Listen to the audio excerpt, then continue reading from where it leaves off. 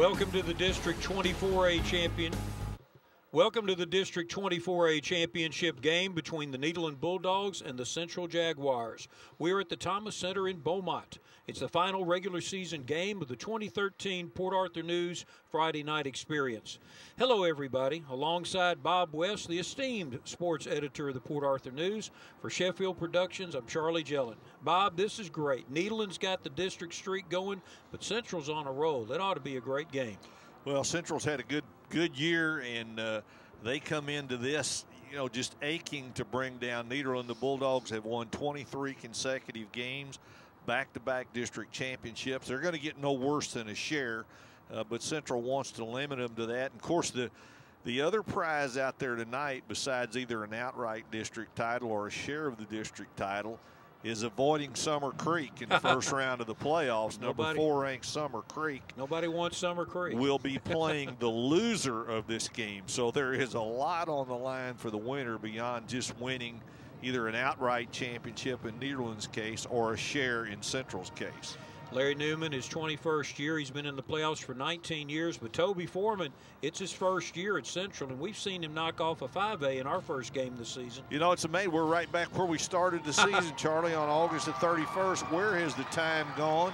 Oh. What a great first game we had, though, with Central beating Memorial 24-23. Yeah, and as you can see, Central had a pretty good run through the district. That one loss to Port Neches Groves that many of the Central Jaguars felt they kind of gave that game away. They had Port Neches Groves down early. And the game went into overtime, and Port Neches Groves scored on a 4th and 15 play to keep the overtime alive. But Larry Newman in his comments made it. You get a look at some of the team stats there in front of us with leading rushers, receivers, scores, but Larry Newman in his quotes about Central made it clear that this is by far Nederland's toughest test in District 24A this year. Kendrick Hopkins, the second leader in rushing in the district. He's behind Sage Smith at Vider by about 100 yards. Colton Kemmler, as far as a receiver, he's down at the 4th level, a couple hundred yards behind Jeremiah Rose at PNG, but really, that Central rushing total of Damon Thomas is deceptive. They have a bunch of rushers that can come on the field and go from A to B pretty quick. But look at Damon Thomas's rushing average, 7.86 per carry. Kendrick Hopkins right at 6 yards per carry. Also jumping out, Kemmler averaging 21 yards a catch. Garrison Mitchell, Central's leading receiver, averaging 18.5 a catch. So we have a chance to see some big plays made, and that's probably what it's going to take because these are two good defenses that it will be difficult to drive the ball against. Michael Jackett for Central, 16 touchdowns over the season, 1,111 yards. That's but you can see he's got the same number of interceptions as senior Preston White over at Nederland, but a higher percentage. Right, Preston White, only year to start for Nederland. Has put up decent numbers, has thrown for 14 touchdowns and 7 interceptions, and he'll have a chance to continue that long line of Nederland quarterbacks that have been so successful. Both teams going into the playoffs, so basically it's just to see who can avoid Summer Creek in the first round. This is going to be a great game, guys. This is a great way to end up the season. Two high-scoring offenses there. You can see that Central has actually scored more points than Nederland, but that Nederland defense is just something they've been talking around for 3 years. Well, and here's the thing on the Nederland defense, Charlie. Over the course of the season, they've given up 15.4 points a game, but you take out the first game against Crosby when Crosby hit them with 56 in a 56-35. That was Nederland's only loss. Since that game, Nederland has allowed only 9.2 points per game. And those are pretty impressive numbers. And I'd say if any unit maybe has a little bit of an edge, offense, defense, whatever, it might be Nederland's defense. Of course, we've seen the big guys, Malvo and Deshaun Washington, dominate games. Nederland's front line, they are the leading defense in the district. Their offense is number 2 in the district. Beaumont Central has the 2nd leading defense and the 4th leading offense. So What do they say? Irresistible force meets immovable object. This is going to be a lot of fun tonight. Something has to give. Really looking forward to it. We're about ready to kick it off.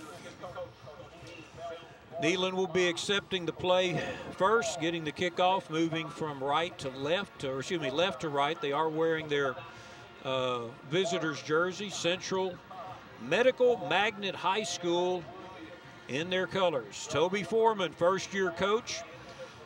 His dad was very proud, longtime West Orange Star coach, very proud of Toby when his first game out of the box, he knocked off the 5A Port Arthur Memorial Titans.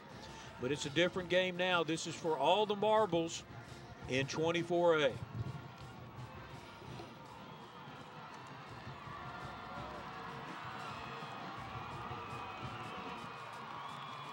And the kick. Curving kick taken at the 3-yard line by number 22, Austin Krauts, and he has some speed, that young man does. Gets out to the 28-yard line. Nederland will have 1st and 10 from there. And you would think Nederland will go to work feeding the ball to Kendrick Hopkins, and you would also think that Central's defense will be lined up, focused on Kendrick Hopkins, because that's the first thing that you have to do if you're going to slow down Nederland's offense, is get a handle on Kendrick Hopkins, who's had a tremendous senior season with 1,213 rushing yards. He's over 3,000 for his career. Preston White under center. Hopkins lined up as the tailback. And they do a play action right off the bat. Hit the tight end. He gets across the 50 to the Central 47-yard line. That's Brandon Dial, senior tight end, and they come out throwing. Well, it's a good play call because you play fake. Watch the fake to Kendrick Hopkins. Central keyed in on Kendrick Hopkins, and that opens up the opportunity for a pass. Nice throw by Preston White. Bulldogs off on a good note. 1st down already in Central territory.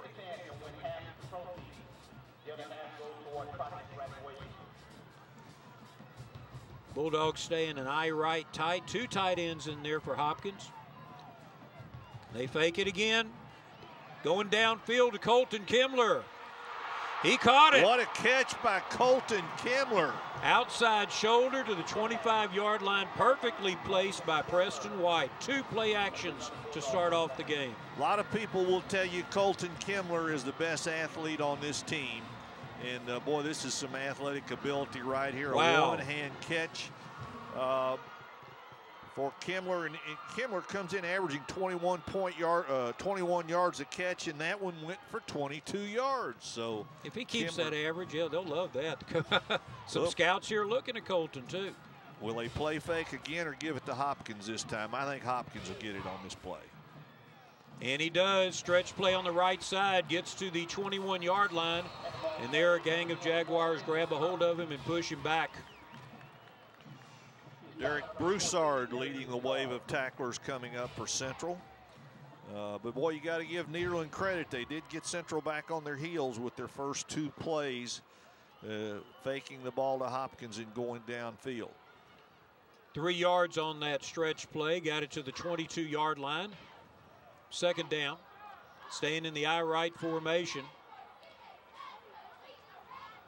White backs up, calls an audible. Fullback is Marcus Barton, number 3, who's popped free from time to time. This time it's just a straight row. White sets up, he's got a guy. Just throws it away outside the tackle box. His receiver fell down on the route about the 5-yard line. And everybody else had it covered up for Central, so Nederland looking at its first 3rd down of the game, 3rd and about 8. Plenty of time. Now here comes a little pressure. Gets a defender up in the air, but just nobody to throw it to, and a good decision to just unload the ball out of bounds. So it's 3rd down and 7, a passing down here. Maybe. Got Kendrick Hopkins. Draw play wouldn't be a bad call. Screen pass wouldn't be a bad call. They stay in the eye right formation. Hand off to Barton up the middle. Fullback gets the 1st down to the 11-yard line. That's a quick trap play. Excellent call, Marcus. We've seen Marcus Barton in other telecasts really step up for the Bulldogs. Had a lot of room inside, well blocked by Nederland. Big first down for the Bulldogs. Center and the right guard really handled the center, the middle of the defensive line there. Just outside the 10, first down. Barton's offset a little bit to the left-hand side, White underneath center. Hands off on the tackle trap. Hopkins gets down to about the 6-yard line, 5 yards on first down. I love about Kendrick Hopkins, he's always going forward. It's tough for the first guy to get him down. Watch the body lean here. Gets a little bit of a hole. Now he's going to go forward. Spotted it at the 6-yard line. Got to get inside the 2-yard line for first down. Strong pro set, they used to call that. Hopkins cuts inside, looking for that first down, but they're stacked him up at the 3.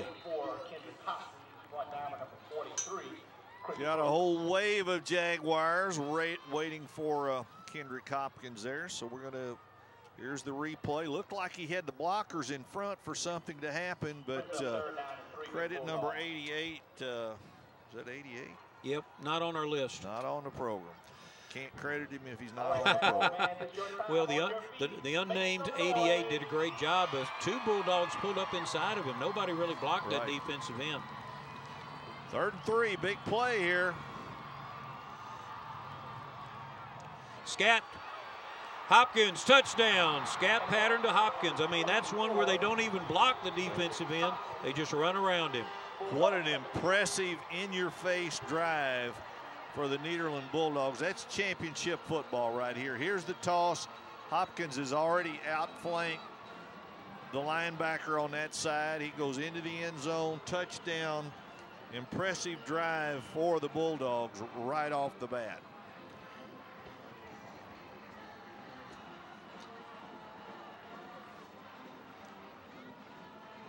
Point after kick is good. 7-0, Nederland over Central. 8:23 left in the first quarter. That's a great opening drive by the Bulldogs, but let's see what the Jaguars can do when they come back. Hey, high school football fans, I'm Tracy Bird. You tailgaters out there know that Kingsville has the best selection of new and pre-owned cars. Okay, so Charlie, the Bulldogs go 71 yards in 8 plays. Of course, the 2 big pass plays off play action set the drive in motion. But that's a championship drive there. There's you a glance why this team has won 23 consecutive district games. That's just really good, strong, fundamental football, no mistakes, great execution all the way down the field. And Central going to have to rise up now and match this if they have any. And it's early, a lot of things are going to happen, but Nederland has already sent the message, hey, we've come to play. No jitters. We're the champions. Beat us if you can. Yeah, especially those 2 play action. And I like your phrase, had them rocking back on their heels, had them back on their heels from a defensive standpoint, especially when you start off your linebackers as deep as Central does. Your first step's forward. And then suddenly the play action, your first 3 steps are forward. And then you're having to rock backwards and go cover. But beautiful patterns run by both Dial and Kimler on that. And a great catch by Kimler. Tanner Noel's rolling along the ground, picked up at the 30-yard line, and he gets outside containment. Well, Nederland gave up a lot of field position there with that approach, which I guess would indicate they're concerned about Central's ability in the return game. Cayman Darby with his ball, picked it up, got inside the wedge and broke outside. If he could have pulled away just a little bit quicker from number 18, Trey Richardson, he had a kind of an alley over here on the sideline. And now we see Central's offense. They come out in a pistol formation. Number 7, junior quarterback Michael Jackett, checking to the sideline to see what's going on. Behind him is Cayman Darby, number 25. Lined up as the pistol back, a halfback to the right. Quick pitch to Darby, cuts inside, and the Bulldog linebackers are there.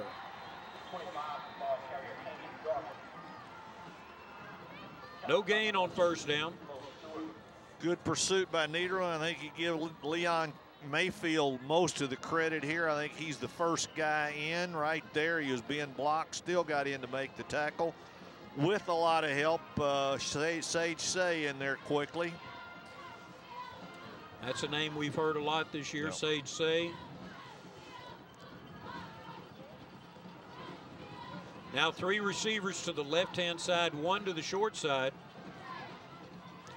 Jackett, they run the sweep. Wow, great play there by the cornerback. That's, I believe it's Sage Say again.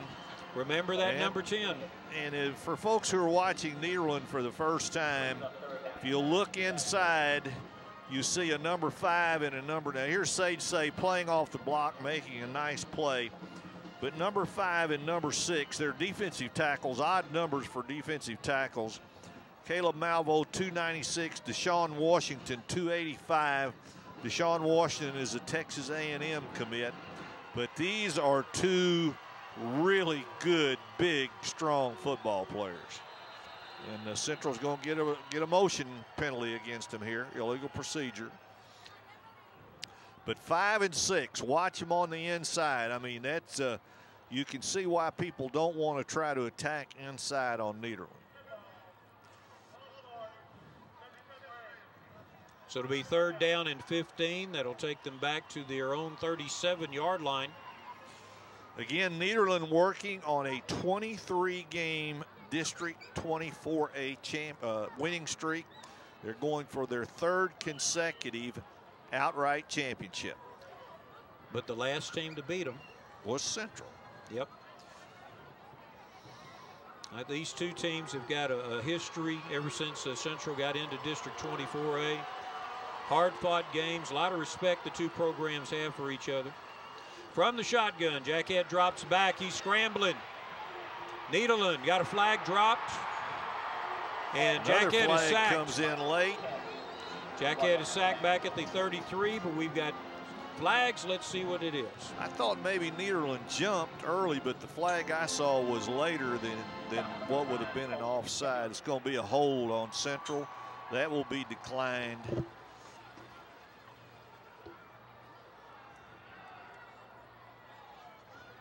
It's not. He held up his hand like it was a dead ball.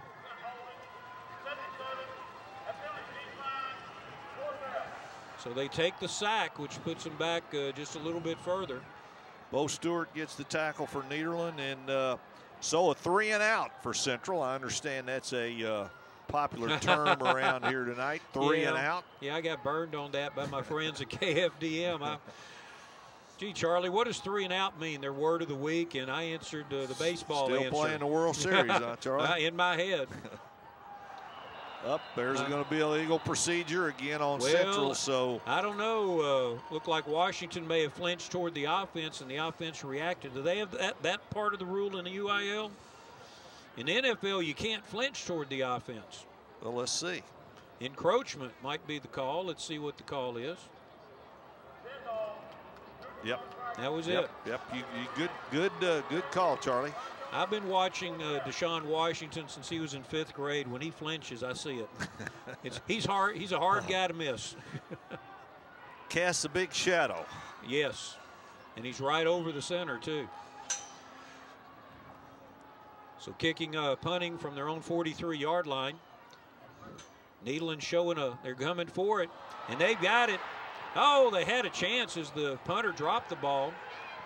Ball's going to hit at the 40, and all the Bulldogs get away from it. It rolls back towards Central. Down at the 37. Punter did a good job to get it off, but he didn't kick it very far. Made you wonder there if, the way the snap, had a chance to get after it if they could have gotten some more penetration. I believe about, 21 yards on the punt. So Nederland, again, going to get good starting field position. Yeah, if I was a coach, I'll be glad to take it in my own 37. High formation now. Hopkins and Barton behind White. Hand off to Hopkins. Straight power play up the middle. He gets a yard, tries to bounce outside. And the Jaguar defense shuts him down. There are no avenues there for Hopkins right now. No, yeah, and that's just what you have to expect. Central knows to have any chance, the first thing they've got to do is stop Kendrick Hopkins, and that's number 88, the player whose name is not in the program. He fought off Marcus Barton very well. You know, the fullback was leading out on him, and the defensive end fought off Barton, reached in, and forced Hopkins to bounce. 1 yard gain, 2nd and 9. Straight pass, Kimmler. First down at the 48-yard line of Central. Just a quick slant pattern. Colton Kimmler, senior, two-way player, one of the keys to this success of this Nederland club. And all White's doing there is waiting for him to get in between the linebackers and shoot inside. I mean, they're watching Kimmler, but with his speed, Kimmler comes to the near side now. Sage Say on the far side is a split end. Barton up the middle on a trap, gets to the 44. I like those trap plays. Were you an offensive lineman, Charlie? Yes, sir. Okay, that's I mean, I love that. I love watching the center and the two guards get together and have a little quick action. The trap happens so fast. If you do it right, the middle linebacker's wrong, no matter what he does. Well, and Nederland's always been a good trapping team.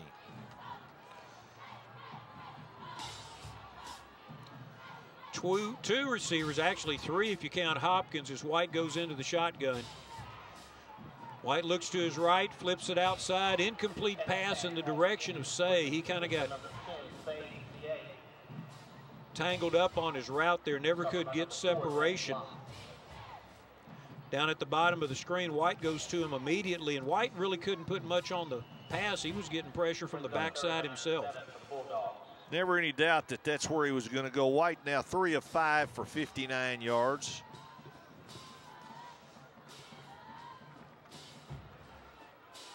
.410 left in the first quarter. You're watching the Port Arthur News Friday Night Experience. Last game of the 2013 regular season. White steps up to throw. Incomplete pass thrown in the direction of Kimmler, and it'll be 4th down and 7. So good defensive series for Central, and they needed that. They needed to come out and show they're capable of shutting down Nederland. White steps up, just good coverage on Central's part. Give credit to number 10 there, Garrison Mitchell. There's the punt. Oh, takes a forward roll, goes into the end zone for the touchback. So Central will have the ball, and they're only down 7 after the 2 possessions by the Bulldogs. We'll be back in just a moment. Let's see what the Jaguars are going to do.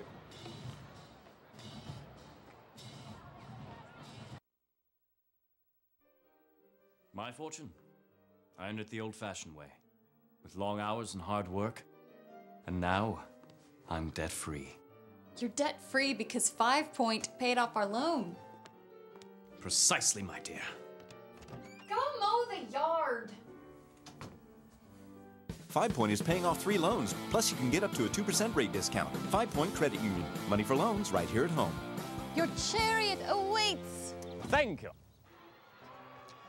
One of my favorite things about Lamar. Well, they trying to run it around the left-hand side. Central does on first down, and again the backside pursuit comes in to catch him. Loss of 2 yards. Deshaun Washington there, big number 6. Tremendous amount of speed that guy has for a person his size. You can see why A&M was looking at him last year. Well, I tell you what, A&M could probably use him right now. Based on what I've seen of their defense, it's not real good, and they need help. And this is a guy that could help you. Garrison Mitchell coming in from the sideline. He sits up at the near side. Jackett rolls to his right, looking downfield. He's going to tuck it. And that is a lot of room the number 7 has. This is what Michael Jackett's good at. All the way into Nederland territory at the 42. And if we look at this again, this play was well defensed, and Michael Jackett just makes a play, just athletic ability. Nederland does a good job, strings it out right here. Now turns it back in. And here comes Jaquette back across the green. Big play for the Jaguars. A lot of speed there, pulling away from Bulldogs. 3 receivers to the right-hand side. They hand it off to Damon Thomas. Number 6 gets across the 35-yard line of the Bulldogs. So you have success on a broken play, and then you follow it up with a nice inside run on a little trap. Talked about traps. That was a little trap. Comes up in there for about, what, 7 yards? 7 yards. It'll be a second down and 3 to go. They need to get to the 32. Handoff this time to Darby. He's hit in the backfield and taken down. Yeah, that's Sage Say. Sage Say shoots through and blows up the play in the backfield. Right there he comes. Say lined up as a, looked like a linebacker and just blew through that A gap. 3rd and 4, loss of 1 on that play. Jaquette came to the sideline to get the offensive call. Garrison Mitchell staying here by the sideline. He's a live receiver. They go to their I formation with Mitchell under center. Excuse me, with Jaquette under center. Nothing doing. Wow. The Bulldog defense takes them back another 8 yards. Travis Gallier shooting across for Nederland, number 20, to blow the play up. Watch him. Gallier comes from the bottom of the screen unblocked, turns the play back in, and then gets help from the backside from Bo Stewart, a guy we have seen really come on in the second half of the season as a terrific defensive player. Gallier coming in on that cornerback blitz or stunt, however you want to call it. They saw something. Tendencies are looked at by coaches for quite a while, and if you pick up something, some tendency, you can really take advantage of it. Central lined up in punt formation. A good snap this time, and wow, end-over-end kick's going to fall at the 10-yard line. Make it the 11. Fair catch is taken down there by number 22. That's Austin Krautz. So we'll take a break, see what Nederland can do when they come back. You're with the Port Arthur News Friday Night Experience. My favorite things about Lamar University is the contact that you have with the professors there. They're always willing to help with anything that you need. Living in Cardinal Village, I've made great friends. We've been able to study together and have fun all at the same time. The diversity at Lamar University really surprised me. I made so many different friends from all over the world. When I graduate from Lamar University, I know I'll be prepared for my chemical engineering career. Our engineering program is one of the best in the state. Texas Roots, infinite. He goes into the pile, breaks across. He's dragging Jaguars with him, gets out to the 17-yard line, 5 yards on first down. Terrific effort there from Kendrick Hopkins. He was stopped about the line of scrimmage. Watch this now. They got right there. He stopped. Look at the leg drive. Drags 2 tacklers. He turns it nothing into a 5-yard gain. Infinite. Second down now. Marcus Barton offset eye to the right-hand side. Hopkins again as Barton hits the defensive end. Hopkins has first down, holds on to it, gets to the 30. 15-yard gain. 2 carries, 18 yards for Kendrick Hopkins. Here he comes. This time he's got daylight. Breaks an arm tackle. Takes 3 guys to get him down. That's going to wrap up the first quarter, I believe. As soon as they mark it ready for play, that's going to run it out. Nederland ahead 7-0. Jaguars have had to punt twice. Nederland has had to punt once. It's exactly what you expect for 24A. 7-0 on the Port Arthur News Friday Night Experience. We're at the Thomas Center in Beaumont, the last game of the regular season. Charlie Jellin, Bob West, and the usual crew got the twin sisters up here. We would like to acknowledge the sponsors of the Port Arthur News Friday Night Experience. You're going to see them come up here on your screen in just a moment. Our sponsors have been with us our entire year. They're a bunch of good people. We really look forward to having them stay with us next year. Okay, there we go. The Lamar State College of Port Arthur, Motiva Enterprises, the Medical Center of Southeast Texas, Market basket, 5 Point Credit Union, Lamar University, Robert Giblin, Mike Fulgens at Universal Coin and Bullion, Community Bank of Texas, the Museum of the Gulf Coast, and DuPont Goodrich Federal Credit Union. On behalf of the Port Arthur News, I want to thank all those folks. They have jumped in this 19th year of the Port Arthur News Friday night experience and helped bring these terrific Southeast Texas high school football games your way. Yeah, we get to see them on Time Warner on the Regional Sports Network, and they'll later on be shown at, oh, there's a fancy. There's a man wide open, Colton Kimmler trying to get to the ball. The pass is incomplete, but, oh, man, that's they run the sweep to Hopkins. He hands back over to White. White just looks downfield, but great defense there by the Jaguars. Well, it looked to me like Kimmler stopped running for a minute. Well, I don't know that we're going to be able to see. White lets it fly. Well, he may have been, the main reason he stopped running was he may have been dragging an anchor there for a little bit. But I tell you, well defense there by Central Jaguars. They must have seen something like that in one of the pre-games, because Mitchell stayed on Kimmler the whole way. Here goes Hopkins. He's got a big hole. Gets out to the 39-yard line, just short of the first down. And Hopkins starting to become a factor now in this game.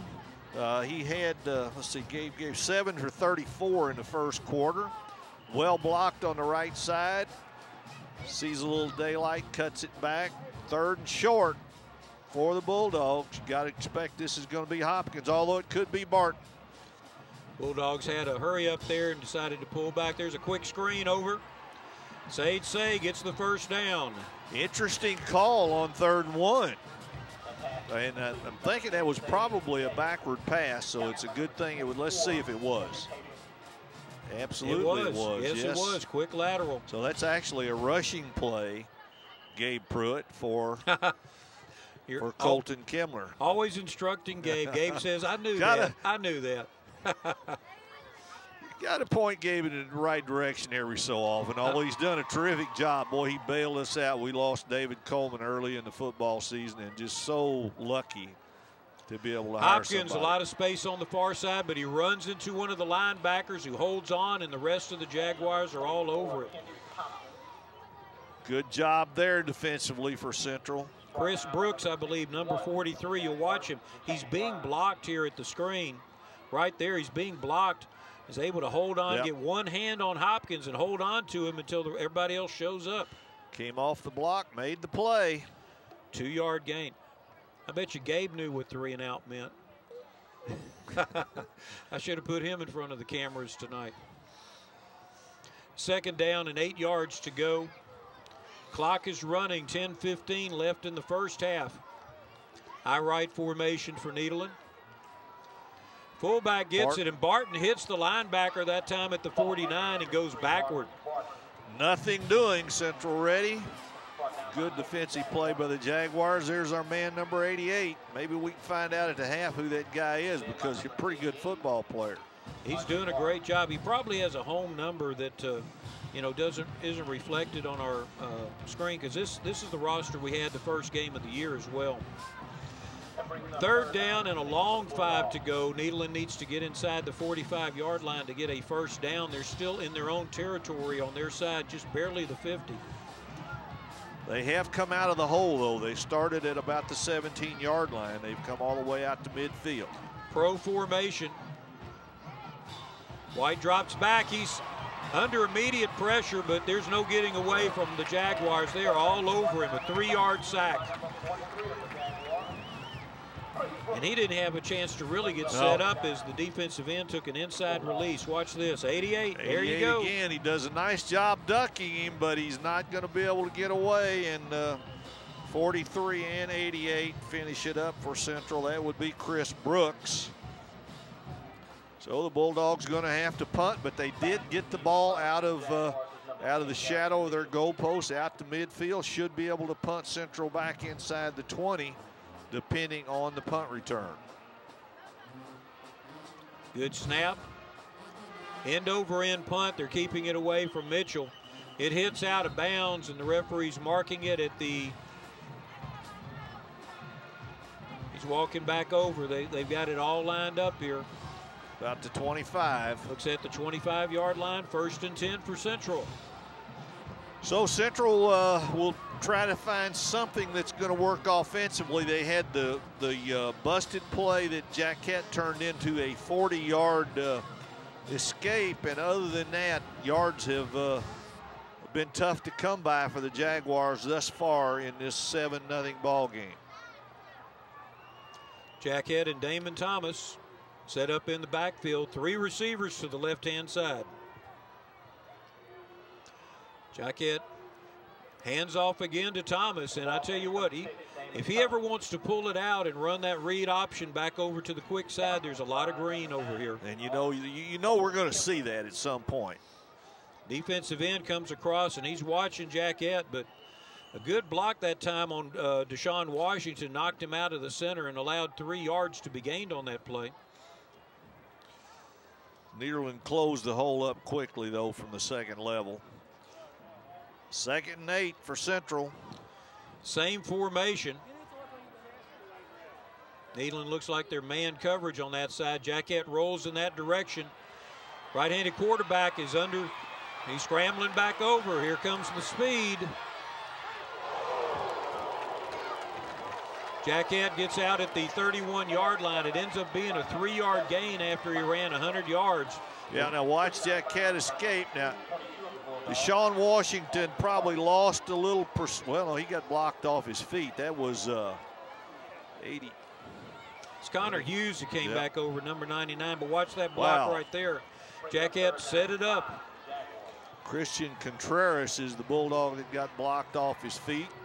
So, long way to go for 3 yards. It's going to be 3rd down and 5. Another game of interest in Southeast Texas tonight. Another district championship game. 21-3A on the line. West Orange start 21, Silsby nothing. Wow. Jaquette rolls to his left, looking to pass. He gets hit just as he throws it, and the ball is over his intended receiver. And he got laid out pretty good. He's going to get up slow. Watch the hit here. Jaquette rolls out, set. This is going to be Deshaun Washington. Wow. That's a helmet right under the right armpit. And that's, I tell you, that's painful. We've got an official timeout here. We'll take a break and we'll check on Jaquette in just a moment. Stay with us. Cars are as unique as the people who purchase them. And when picking one, every detail counts, right down to the stitching on the seats. So why should picking a car loan be any different? Whether it's a low rate or a low payment you're looking for, at Do Good we customize loans to fit your needs. And we'll make sure your lending experience is everything you want it to be. Easy, convenient, and hassle-free. At Do Good, you'll love your car loan as much as you love your car. And that's just one more way they do good. Cars are as unique as... We're glad to say Michael Jaquette was able to walk to the sideline under his own power. He's moving his arm a little stiff, but it doesn't look like the training staff is checking with him. One of the coaches is following. He may have just had the air knocked out of him on that hit by Deshaun Washington. But 4th down and 5 on that incompletion. Good snap to the punter. He kicks it up, and this one's going to try and turn over. Another fair catch taken by Austin Krauts, again at this time at Nederland's 38-yard line. So Central has now punted 3 times. Nederland's defense has put the clamps on, and you know, when you talked about Jaquette and the training staff, I thought you were just going to say a train ran over him, and and it did, a big train. Well, Washington got about a 4-yard running start there, and Jaquette was in full extension after letting the ball go. Remember when the Houston Oilers brought in those rib pads for their injured quarterback? Right, flak jacket. Yeah, the flak jacket. That became standard issue for most quarterbacks. Hopkins on a sweep around the right-hand side, cuts it up and gets 2 yards. No. So they shut down his running lane pretty good there. Number 30, Albert Jones for Central. You're going to watch Albert come up here and make this play. This had more defenders than Nederland had blockers, and that's the way you have got to handle Kendrick Hopkins. Jones, the sophomore quarterback, did a great job holding on to Hopkins' ankles. He fell forward to get the 2 yards. High formation again for Nederland. Straight drop back. White's running the special pattern to Kimler. Kimler tries to catch it, but again, good defense there by Derek Broussard, number 14 of Central. Well covered by Broussard. There are 3 defenders there around Kimler. It looks like they're going to watch him closely. Well, I would, and of course the thing is with Kimler, if you throw it up, there's a chance he'll get it. Didn't that time because just no chance because of Broussard. So it's 3rd down and a long 8 yards to go for the Nederland Bulldogs. A little bit of either miscommunication or they're doing some type of audible here. 3 receivers go to the left-hand side. 4 straight incomplete passes now for Preston White. White rolls to his right, and his receiver fell down on the break. Unfortunately, you can see him pounding the ground there. And Sage Say, you know, was trying to do a quick out route there for the 1st down, but as soon as he tried to plant, his feet slipped on the turf. It's 4th down. Quick 3 and out for Nederland, so Central's defense also is starting to assert itself. You're going to rub that 3 and out in, aren't you? You're going to make make sure when we leave tonight that I know what the football term is. Okay, all right, I can take it. Garrison Mitchell set up at the 37. He's anticipating a short punt. High snap this time, and it's an end over end. They're doing just a worm burner to keep it away from Mitchell. Keeps rolling down to the 24-yard line. So the kickers have been getting a lot of exercise here since that opening touchdown by Kendrick Hopkins. So we'll see if Jaquette comes back out. I believe I see him in the huddle there on the sidelines. He'll probably be keeping an eye out for Deshaun Washington now. But then there's Malbo. I mean, when you look at the two guys there running defensive tackles, number 5 and number 6, there should be a 3rd number between them. Not sure there's any high school team in Texas that has a better set of interior linemen than Deshaun Washington and Malvo. 3 receivers to the side. Jaquette throws. That is a live ball. Is that a lateral? Nederland's picking it up. Oh, they're calling it an incomplete pass. Oh, let's see that one again. Sage Say picked it up and took it into the end zone, but the back judge was right there and said it was an incomplete pass. Of course, we have the advantage of replay. Do we? I hope so, yeah. Here it is. Let's see. Okay, he throws it. Boy, that is really close. That is really close. Not as obvious as I thought. It was pretty close. Not as obvious as the Music City Miracle and all that. Yeah, it would have been tough to overturn that one. 2nd down, same formation. Jaquette has a halfback to his right. And remember how popular that read looks. Now he sends motion back across. Jaquette rolls to his right. Look out, boy. He got dumped again. Jaquette is knocked down by Washington. Was Washington again. Seemed to be having trouble blocking Washington for some reason. Pass was over the head of Mitchell. You can see as soon as he lets it go. Here he comes right there. Boom.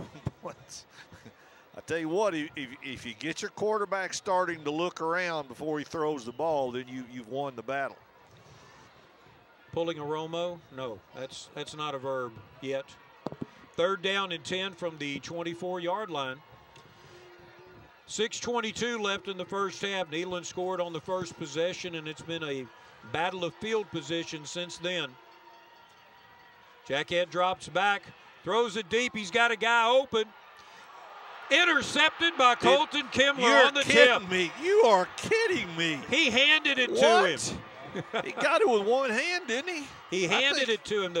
The first defender jumped up and tipped it back to Kimler. This is like a basketball touch pass.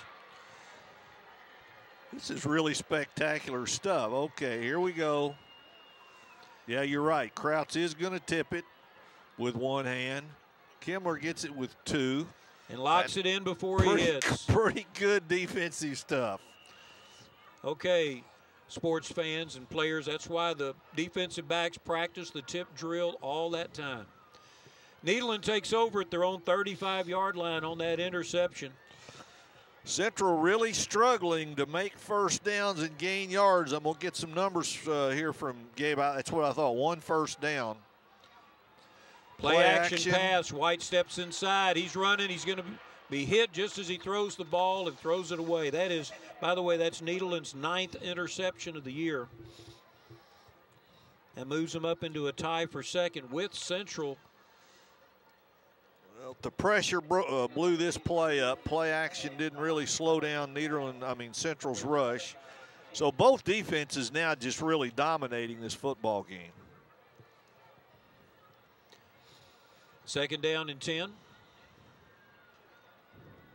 The Central Medical Magnet High School band ready to march at halftime. Play action. This time, pass is caught. Marcus Barton gets across the 50 to the Central 49-yard line. First down for Nederland. That was a great little pattern by Marcus Barton, almost like a flood route coming out here. But once he caught the ball, turned it upfield, that little speedster, he's hard to bring down. The heir apparent to Nederland when Hopkins graduates this year, Barton, a junior.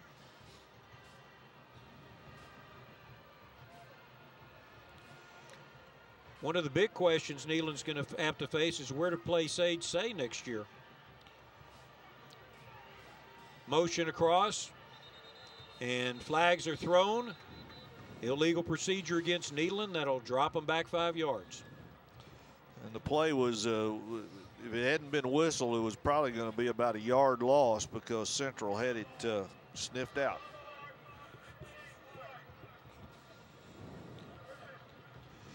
Central 42 yards total offense thus far, Charlie, and 40 of it on the scramble by Michael Jaquette. 3 receivers to the wide side of the field. Hopkins is over there on that halfback side as well. White. That's a lateral. Watch it. Well, okay.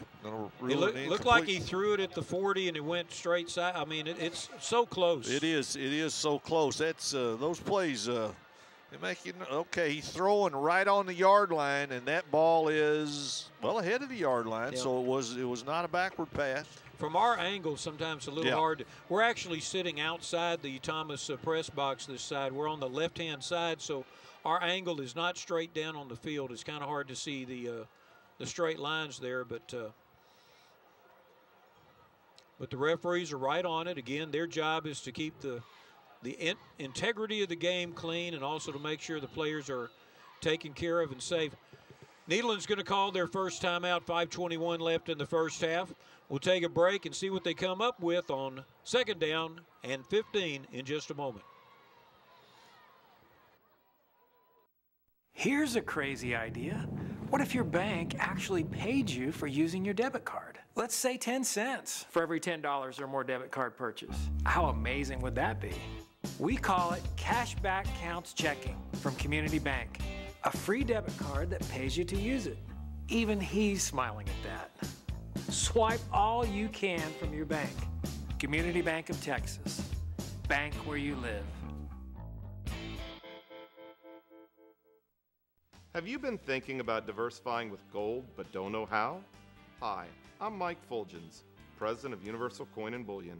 As an award-winning nationwide dealer, we help clients get the answers they need to discover the beauty, security, and strength of gold in their portfolio. Call us today at 866-UCB-GUIDE to receive our award-winning Gold Guide free. That's 866-822-4843. The Jaguars are in their defensive formation waiting to see what Nederland comes out in. When Nederland broke its huddle on the sideline, they went straight to their offense, and it looks like they've got 3 receivers to the right-hand side. And Sage Say set up in the Wildcat, 2 receivers to the near side. Say brings a blocking back in, and he goes to the right-hand side. Cuts back against the Jaguars, trying to get back to the 50, but he's going to be hit at the 48. Still trying to go, but again, Central in great position defensively. Gain of 4, it's going to be 3rd down and 11. just nowhere to go. He really does a good job getting what he was able to make out of that. The pursuit of both defenses is really telling right now. I mean, you might push them around at the point of attack, but that backside pursuit is catching all the running backs and putting pressure on the quarterbacks as well. White back in now as quarterback. Marcus Barton set up to his left. 2 receivers to either side. Barton stays in to block, and White falls down and is fell upon by the Jaguars. White looked like he was trying to plant there at the 38-yard line, and his feet went out from under him. Yeah, it looked like some of the Nederland fans unhappy here. I think the defender probably been watching too much NFL football and thinking he was not down once he went down, but he was. Of course, in high school, once your knee touches, the play's over, whether anybody touched you or not. So another punt coming up for the Bulldogs. 4th and 20. Garrison Mitchell again dropping back to return it. He's setting up at the 40-yard line, but he keeps going back. It looks like they're going to try and return it this time. Nederland's been careful trying to kick it away from Mitchell. And there it is again, another worm burner coverage right there on it. Mitchell just lets it roll. There's nothing he can do about it. Down at the 20-yard line. Pretty effective, and that was the 7th punt of the night. So at this point, we've had as many punts as we've got points. And almost sacks as well. Central has started off its possessions. First one at the 47, then at the 20, at their own 25, at their own 24, at their own 20. This is like playing in the 1950s. It is one of those old-fashioned kind of games, no question about it. Dominated by the defense, but with the speed of the Jaguars, all they need is a crease. 3 receivers to the far side. Jackhead also has his halfback over there as well. Jackhead hands it off on the inside, and there is some room there. Damon Thomas, close to the first down. He's marked at the 30. It'll be 2nd and 1. That's the most running room they've had on an inside play all night. Nice little seam right there between Deshaun Washington and Connor Hughes. Way to stay with the blocks, the offensive line that time. The defense could not get any separation. They just kind of waved at Thomas when he ran by. Tighter formation this time. Thomas is tripped up in the backfield. Loss of a half yard. Travis Gallier coming across to make the play behind the line of scrimmage. Will be lost right there. Gallier comes unblocked and does what he's supposed to do, make the tackle. Coming in from his safety position, just kind of shooting in there. Central trying to get its 2nd first down of the night.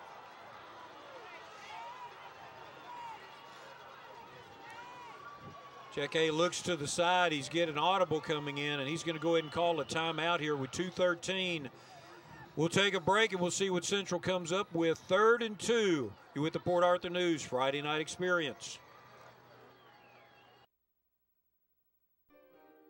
My fortune? I earned it the old-fashioned way, with long hours and hard work. And now, I'm debt-free. You're debt-free because 5 Point paid off our loan. Precisely, my dear. Go mow the yard. 5 Point is paying off 3 loans, plus you can get up to a 2% rate discount. 5 Point Credit Union. Money for loans right here at home. Your chariot awaits. Thank you. Come to the Museum of the Gulf Coast, where our area collection of the Jurassic period meets Janis Joplin with 60-plus Music Hall of Fame musicians, head coach Jimmy Johnson, Bum and Wade Phillips with 60-plus sports legends, and more than 35 notable people. Discover the arrival of early man to our area and the Civil War in the Gulf Coast region. Learn the stories behind this and so much more. Open 7 days a week. Museum of the Gulf Coast, a museum like no other. Well, you talk about a showdown. Neither huddle wanted to break first. They were both on the sidelines with their coaches, and they didn't want to move until the other guy moved. Jaguars have a 3rd down and 2 from their own 29-yard line. Jack goes to the traditional shotgun with halfbacks on either side. Inside handoff, trying to break outside. Going for the first down. He's got more. Got more, he made. Great play here. Dewey Whaley. And Whaley's running away, trying to get tackled from behind. Brought down at the 23-yard line. Wow. And this play looked like it was going to be stopped behind the line of scrimmage. Well, let's give Whaley a lot of credit here. All right, here's a look right here. You think right there, he's going down. He slips the tackle from Bo Stewart, and he's off. Whaley, a sophomore, a real big guy. 6 foot, 185 pounds, and you can see him running with power there. First down and 10 at the 23-yard line of Nederland. Jack throws up the air ball. Two people had a shot at that ball, Austin Krauts and Garrison Mitchell. Neither one of them was able to come down with it. Well, big change in the game situation. Looked like Nederland was going to get another stop. Whaley breaks a tackle and a big run, and Central now has an opportunity to tie this game up at halftime. Second down and 10. We're at a minute 50. Central has 2 timeouts, so they're in great position as far as time management goes. That was an interesting matchup there. Mitchell against Krauts. Under center. Jack does the pitch to Thomas. Thomas cuts it up. I'm sorry, that's not Thomas. That's number 12, Dewey Whaley, and I may be mispronouncing his first name. I apologize. Leon Mayfield getting the stop here for Nederland, coming up out of the secondary. Right there, takes him head on, stands him up. No more yardage. It's a very strong running young man. I can see why they tossed it to him. I mean, there's a lot of power there. I guarantee you Bo Stewart will agree with that, because Stewart thought he had him for a loss on that third down play. And he goes for 48 yards. Third down now from the shotgun. Timeout is called. Timeout is called by Beaumont Central. We've got a third down. Let's see what they come up with. Stay with us. What I love about Lamar University is that even though it is smaller, I realized just how big the pool of possibilities were. Finding that out, I dove right in. What surprised me the most about Lamar University is the support and encouragement that I receive from faculty and staff. They always challenge me to push myself further. At Lamar University, nothing is out of reach. I've done everything from cleaning up local beaches to studying on beaches in Belize. Texas roots, infinite possibilities. Lamar University. Well, Dewey Whaley brought him down here. He got a chance to advance the ball there on second down, but he was held short, so it's going to be third down. A long way to go, 9 yards. Thomas in at halfback next to Jack Flags on the play. Let's see if there was some flinching again in the middle. Referees are right on it. Was it encroachment or was it offensive illegal procedure?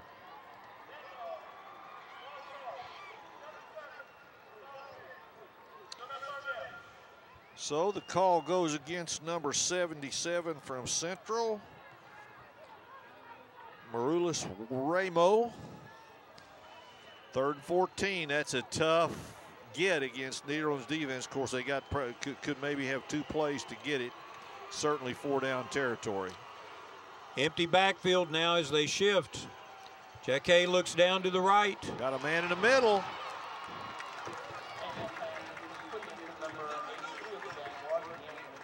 Pass goes to DeAnthony Sam. He gets the first down. Well, he was wide open. Yeah, you can see him tight end right there. And he's flat open. Oh, look at that. That's a great, well-designed play. Very well-designed play. Edward Taylor, the offensive coordinator of Central.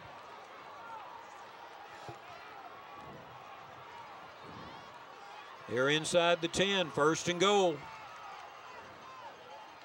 Jack throws it up in the end zone. Out of bounds. Almost perfectly placed.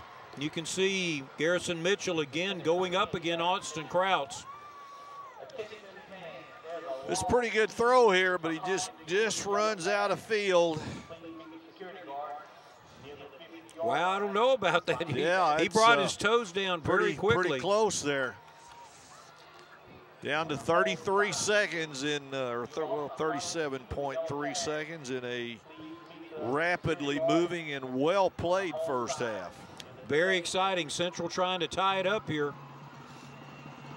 Jack Hayes moving his troops around, flipping his inside receivers, and it looks like they're going to have to call their third timeout as their wideouts were on the wrong sides and they were trying to cross the Ross.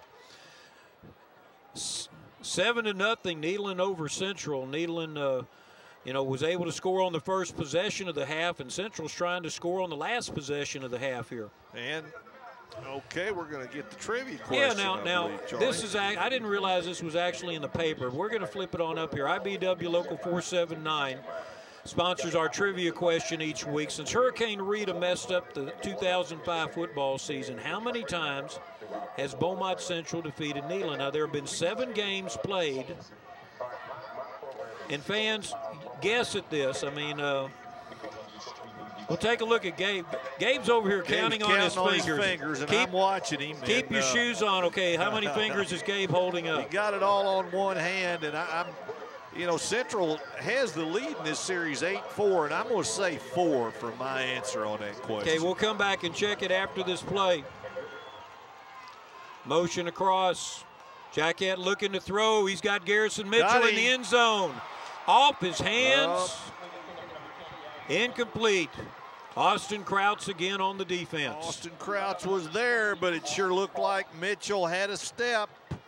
Looked like he did. I think he's going to bounce just off his fingers. Oh, Krauts may have touched it. Yes, Krauts indeed. tipped it. Nice work by Krauts. He got isolated on one of the best receivers in the district. Second game back for Krauts. Been out. Play clock's down to 13 seconds. Central breaks the huddle. Third down and goal. Last 2 passes, no pressure on Jackett, and he's been able to make good throws. Jackett rolls to his left. He keeps the ball on a scramble. He's going to be tackled in the field to play at the 9. They're out of timeouts. They can't spike the ball. It's They're 4th going to down. have to hurry and get a play off. It's 4th down. They can't spike the ball. It's down. Play clock is running down to 15 seconds. And they're just going to have to throw it up in the end zone. He's looking for a play, and they're going to get, I believe they're going to get it off. Here we go, guys. Into the half. Jackett under pressure, throws it up for grabs. Intercepted by Nederland. Intercepted by Kimmler. Here's the answer to our IBW Local 479 trivia question. 4. How about that? Gabe and I got it right. Gabe had it right, but point out, this is the most of anybody in District 24A in those last 7 years. Central had a 3-game winning streak there, 08, 09, and 10. Fans, how more exciting do you want it? Avoiding the Jaguars there in the last minute. And Central intercepts. I'm thinking Toby Foreman wished he hadn't used up all his timeouts before that last play. We'll be back with the second half of this 24A shootout in just a moment. You're with the Port Arthur News Friday Night Experience. Wow, what a game. At the Medical Center of Southeast Texas, our commitment to providing high-quality medical care includes offering the most modern technology available. A state-of-the-art emergency room, a dedicated heart center, surgical suites with the latest in digital technology, a 64-slice CT scanner, the first hospital with such a unit in Southeast Texas, and an obstetrics unit with neonatal intensive care for high-risk babies. It means maintaining a medical staff composed of skilled board-certified physicians in a number of medical specialties, backed by experienced nurses, medical technicians, and support staff. Together, we strive to make your experience as pleasant, convenient, and comfortable as possible, with all private rooms, thoughtfully appointed birthing suites, and innovations in the ER to minimize your wait time. Voted Best Hospital for 2012 by the Port Arthur News Readers, and 5-star rated by Health Grades in key procedures. At the Medical Center of Southeast Texas, we're dedicated to helping you get well, get healthy, and get your life back to normal as quickly as possible.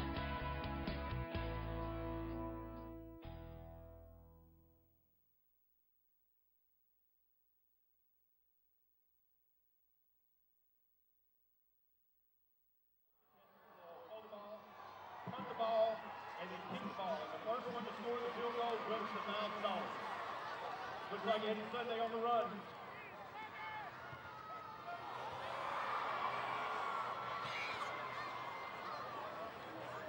He has to go back out to the 10-yard line for the kick.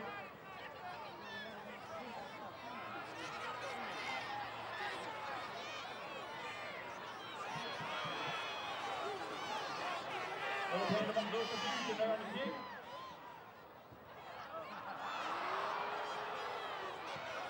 No good. It's a ball.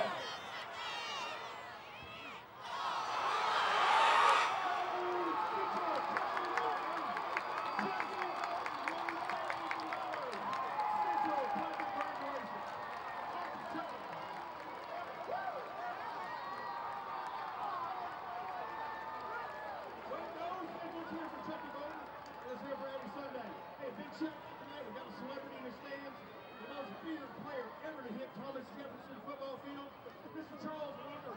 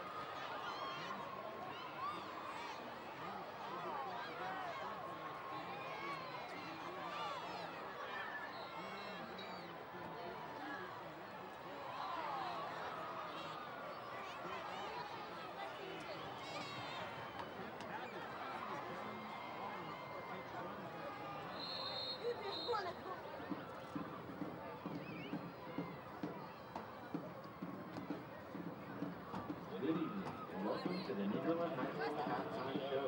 The show will begin with the national champion Nederland High School Western Aires. The Western Aires will be entering the field with the traditional Grandioso.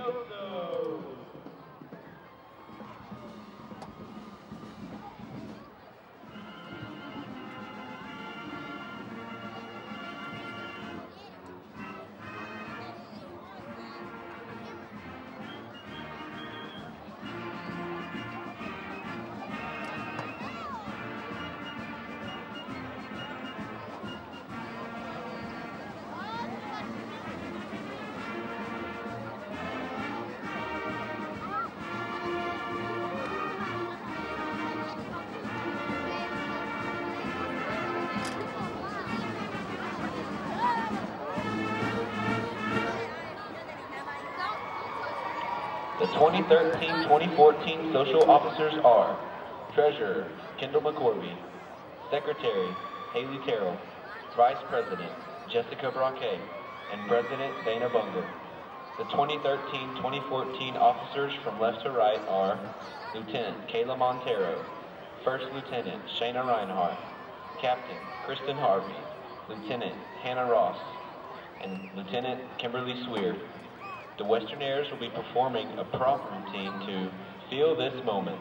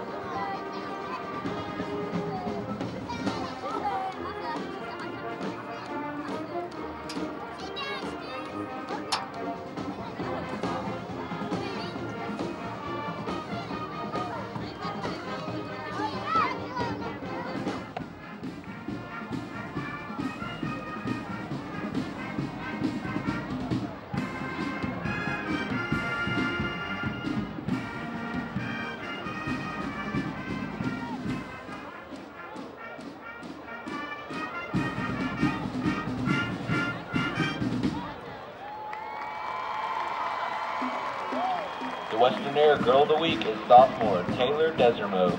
The Western Airs are under the direction of Mrs. Laura Kendrick.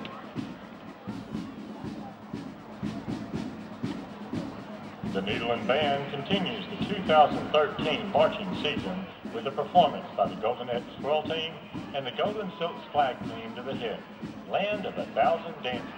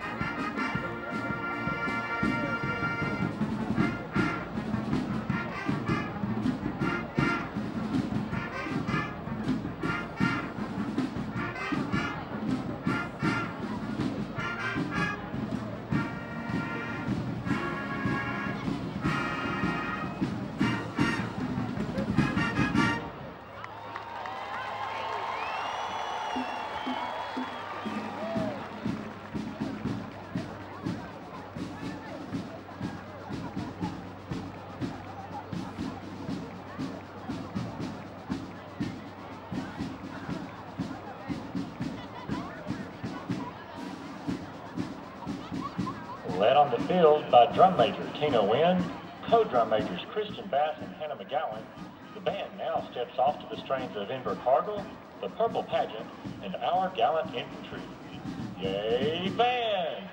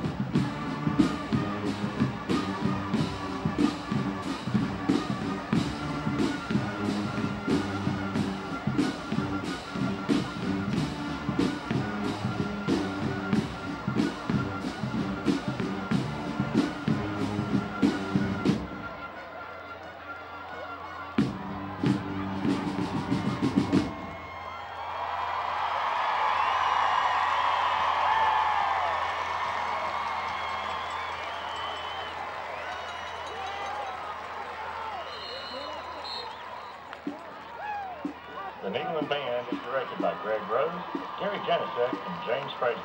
The twirling routines are designed by Rebecca Mosley. The Goldenettes are under the direction of Phyllis Mosley. The Golden Silks are under the direction of Lauren McGee.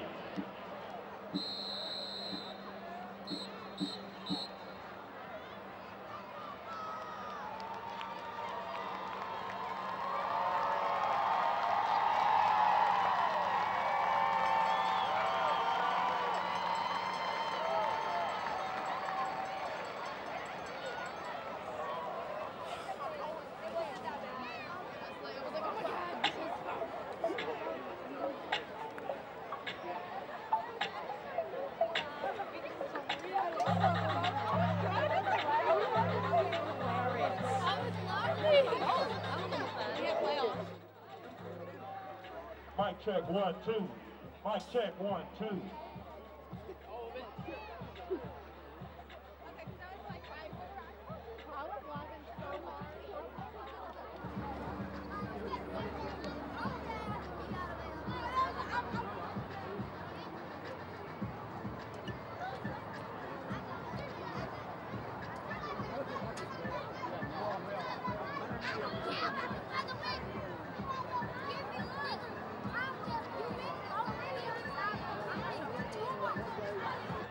This is a small sample of what we do at 44-15.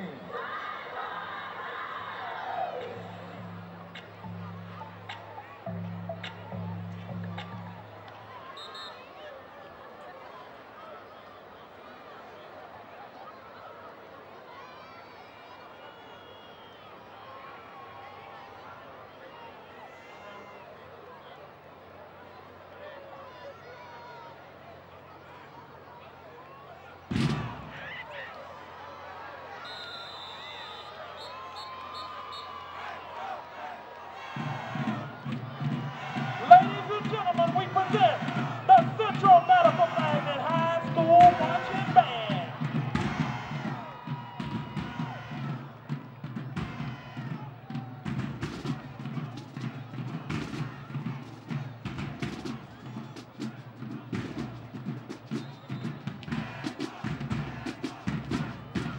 The drum major entrance will be to chopper style.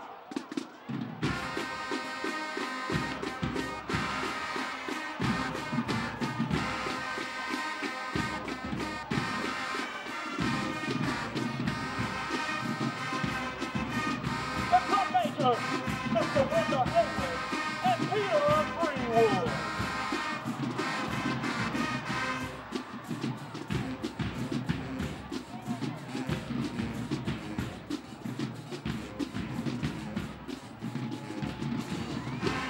The Central drum major. And now, the band performs a high-stepping drill to Treasure by Bruno Mars.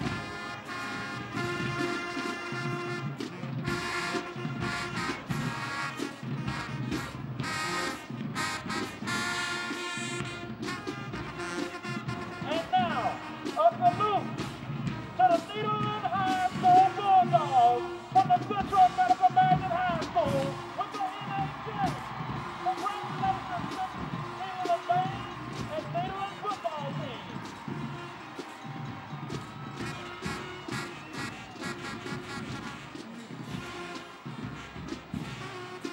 And now, a salute to the Central Medical Magnet High School, the CHS.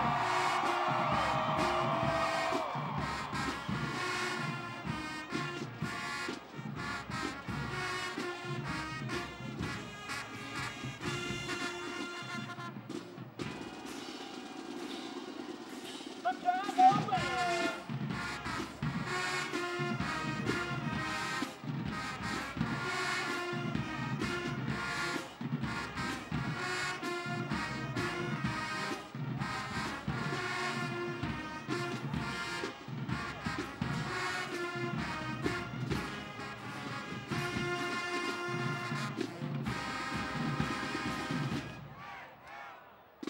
And now we present the Sandy Silk.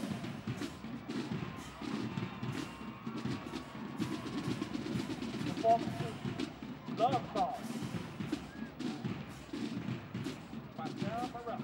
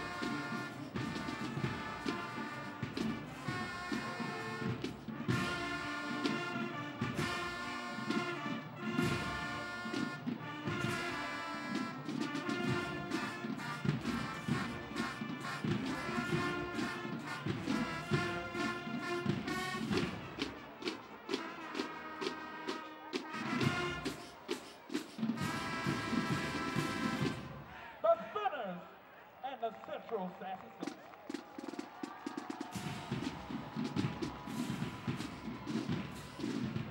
And now, we have the Silver Steppers performing to Lady Gaga, Applause. Directed by the majestic Cara Davis.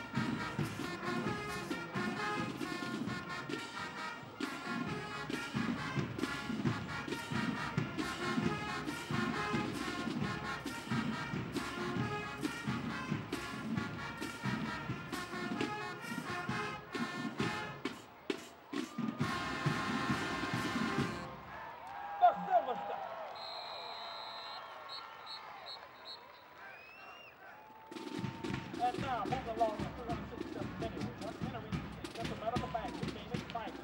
Band, freeze! Because it's cold out here. Carry on, band.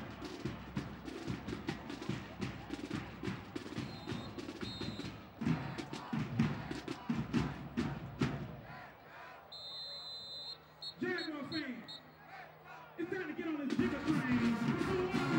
Jigger train.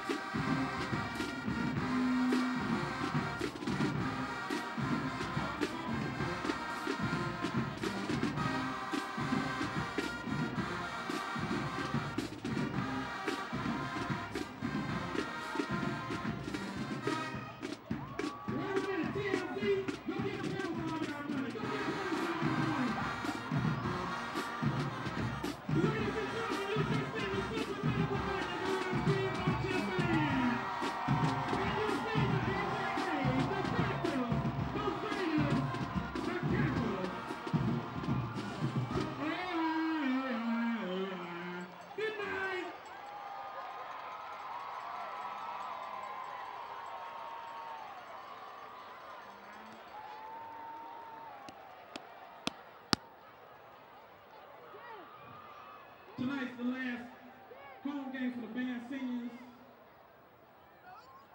And we're going to play a little bit of Missing You. Come on, band seniors.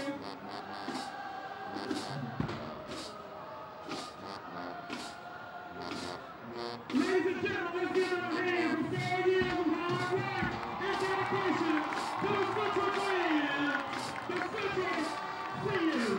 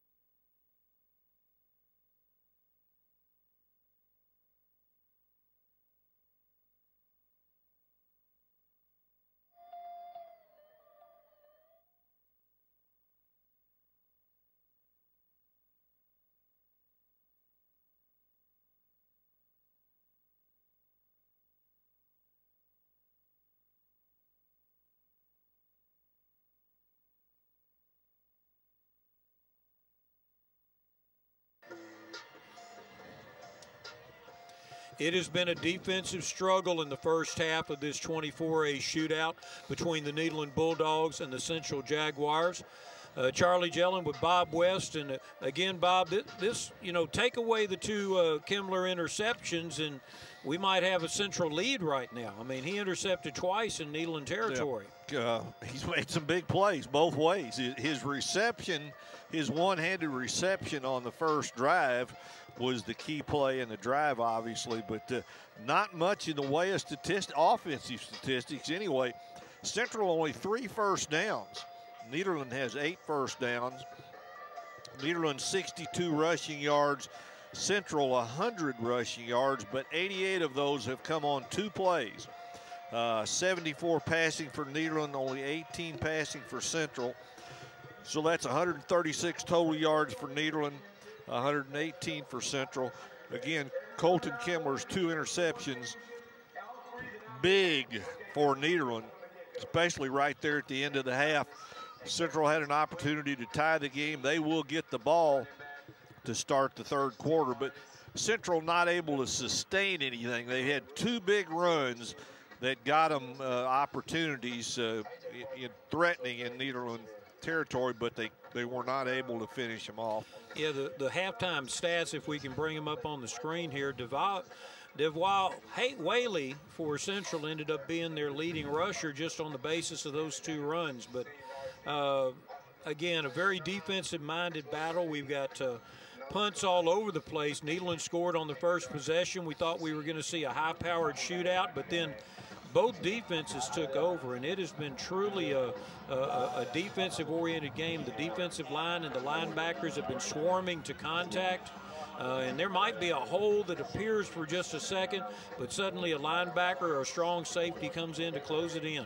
Charlie, the one thing a little surprising for me on Nederland's part, Kendrick Hopkins only got 3 carries in the second quarter. He has 10 for 48 at the half, a below-par night for him. Central doing a good job on him, but I think we'll see more of him in the third quarter. Tanner Noel, the Nederland kicker, he tends to kick angle shots, and there's a high bouncer. That's a live ball taken at the 32, and that's going to be a touchdown. Nope. Whoa! Woo-hoo. Tanner Noel came over and made the tackle.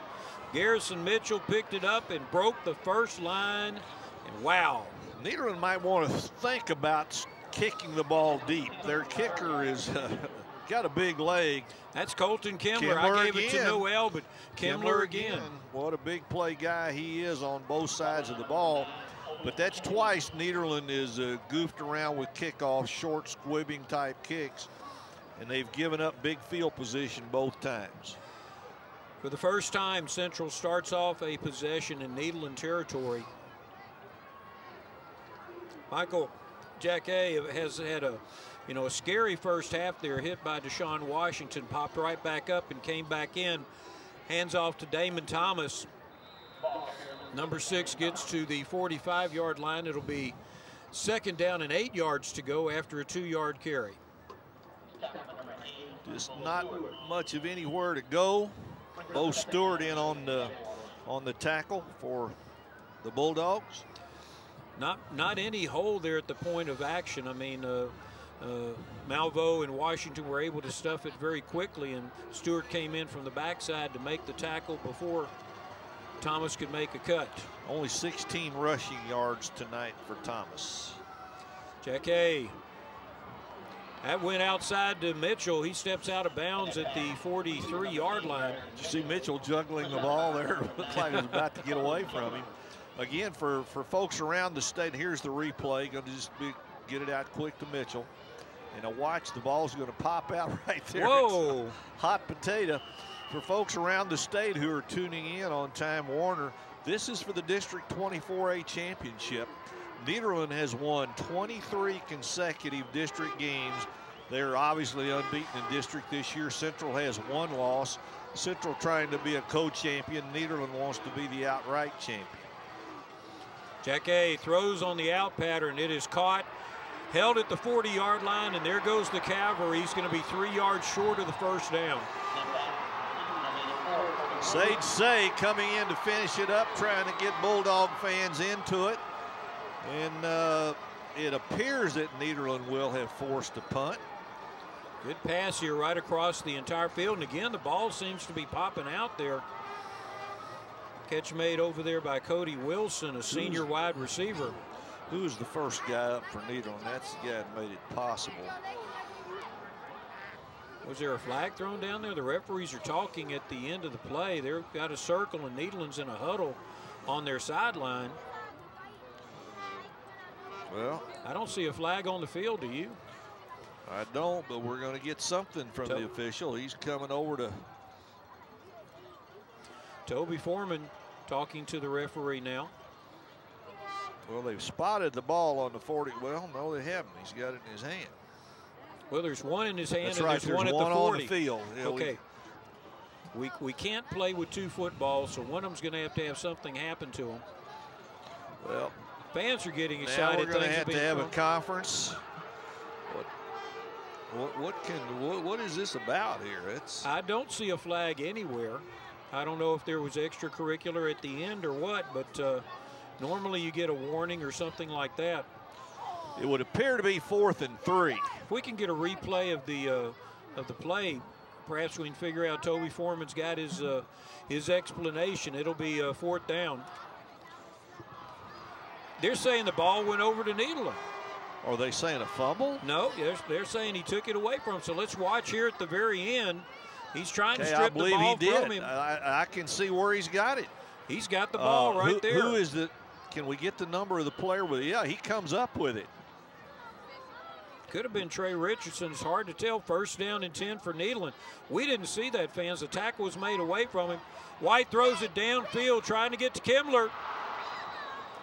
Just threw his hands at the 24-yard line. Amazing. Colton Kimmler got his hands on the ball and it got away from him. The guy, you expect to see him come down with everything. Nice play fake. Going deep. White puts everything he can. There's Kimmler running as hard as he can. Got it to him, and he's mad about that. Yeah, he's made tougher catches than that tonight. That one-hander was much tougher than that. Nice throw by Preston White. We'll need to figure out who got that fumble recovery there. Just took it from the hands of the receiver as he was bobbing it. Yeah, I'm pretty sure it was Trey Richardson. Hopkins with the ball. There's a flag on the play as Hopkins is tackled down, pulled backwards he might be by his shirt tail at the 47. It's a first down, but we've got 2 flags back at the point of attack, and that's probably going to be a hold. Don't like the way Kendrick Hopkins went down there. Came up limping.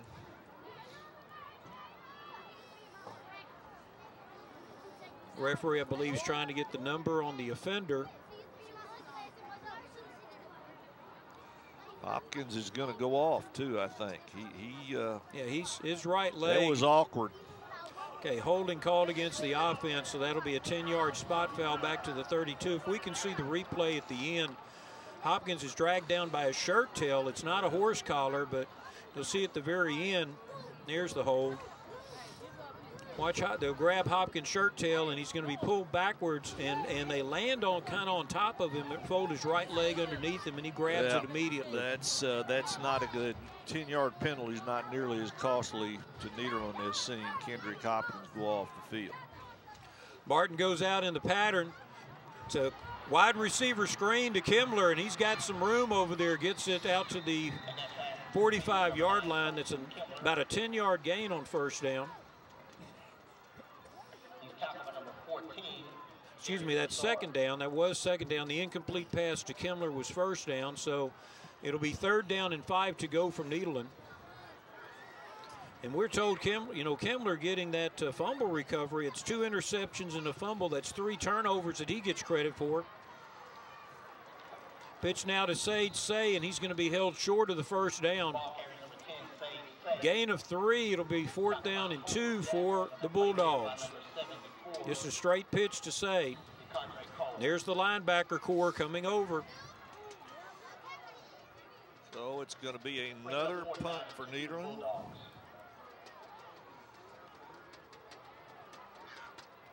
Colton Broussard back. Now they have run a fake from this formation, even at a 7-0 game. Newman might be willing to throw the dice.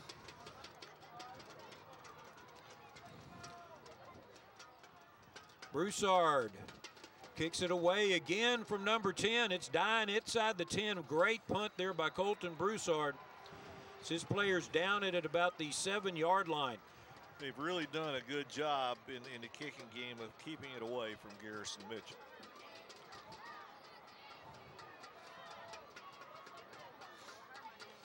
First down and 10 for Central. And we'll keep an eye out for Kendrick Hopkins and see what he's going to be doing there on the sideline. Well, that's big not only for tonight, but for in the playoffs. Nederland needs Kendrick Hopkins. Central's offense, 3 turnovers on their last 3 possessions. Kimmler interception right at the end of the half, but that's 2 interceptions and a fumble recovery by Kimmler on their last 3 possessions. Not necessarily a fumble recovery, but just a theft, I think.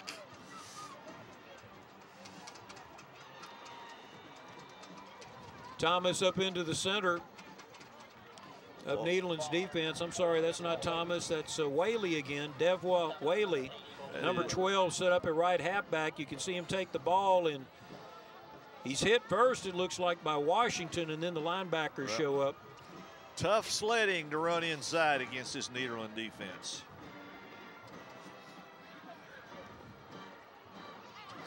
Seven to nothing. You're reading the score right. Nederland scored on the first possession of the game, and it's been punts and turnovers since then. Fakes the handoff, and this is the pass. Intercepted. That's Kimmler. Gonna be a touchdown. Touchdown. Wow. Is there any question who the player of the game up to this point is? 3 interceptions and a fumble recovery. Touchdown. He read the quarterback's eyes and just pressure. Jack A had Mitchell open there, but Kimmler cuts in front of Mitchell to make the touchdown. Colton Kimmler having a career night as he tries to close out his career without ever losing a district game.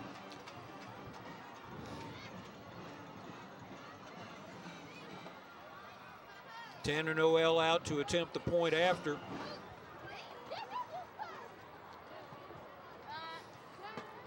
Noel, a strong-legged senior kicker, 2-year letterman. A little bit of a high snap, but a good kick. 14-0 Nederland. We'll take a break and be back with the kickoff. Let's see what the Jaguars can do as they play to tie for district. Cars are as unique as the people who purchase them. And when picking one, every detail counts, right down to the stitching on the seats. So why should picking a car loan be any different? Whether it's a low rate or a low payment you're looking for, at Do Good, we customize loans to fit your needs. And we'll make sure your lending experience is everything you want it to be. Easy, convenient, and hassle-free. At Do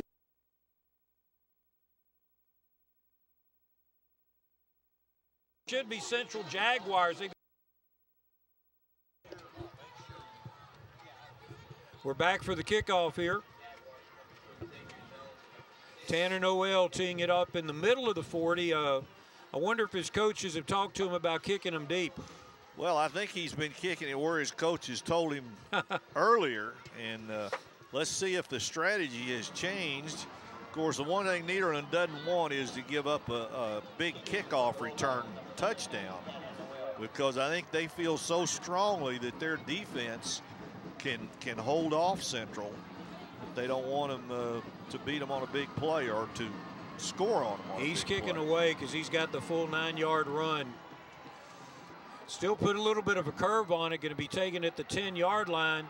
And again, they break the first line of containment. Kimler knocks him out of bounds.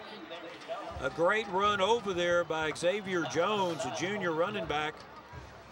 That's been the big flaw in Nederland tonight, is kickoff coverage. Other than that, they've been awfully good. Central starts off at their own 46, but I tell you, there's some great blocking down there at the point of attack.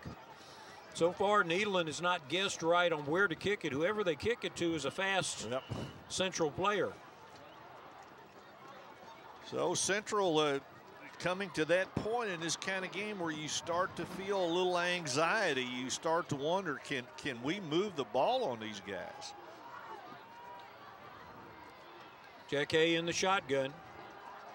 Junior quarterback motion back inside. He fakes that sweep handoff, looking deep, and he's scrambling, tackled for a 2-yard gain by Leon Mayfield.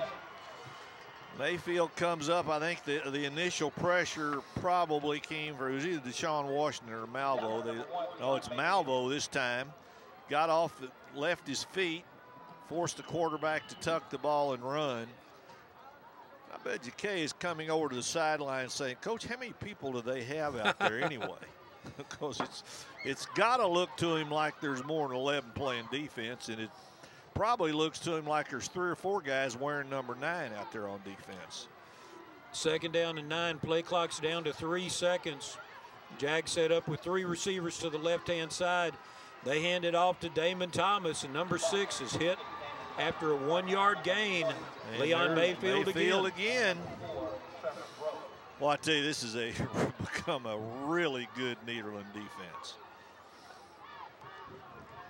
Mayfield coming in from his linebacker position. 3rd down and 8 yards to go. Tight formation this time. Oh, and they ran a hidden player play as Mitchell faked running off the field, and then he came back on the field to get the ball. And I tell you what, that's one of the oldest plays in the book. Yep. And Nederland wasn't really lined up when the ball was snapped either.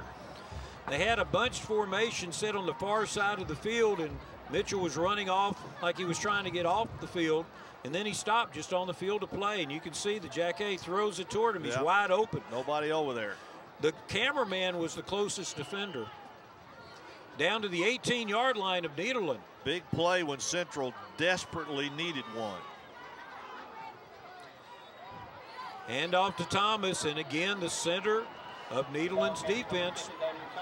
No gain. 33 yards on that last pass play, so 3 plays tonight. Central has had 48, 40, and 33 yards, 121 yards, which is almost all of their offense. Bo Stewart was unblocked and was waiting for Thomas to come to him. Instead, he ducked into the arms of Caleb Malvo.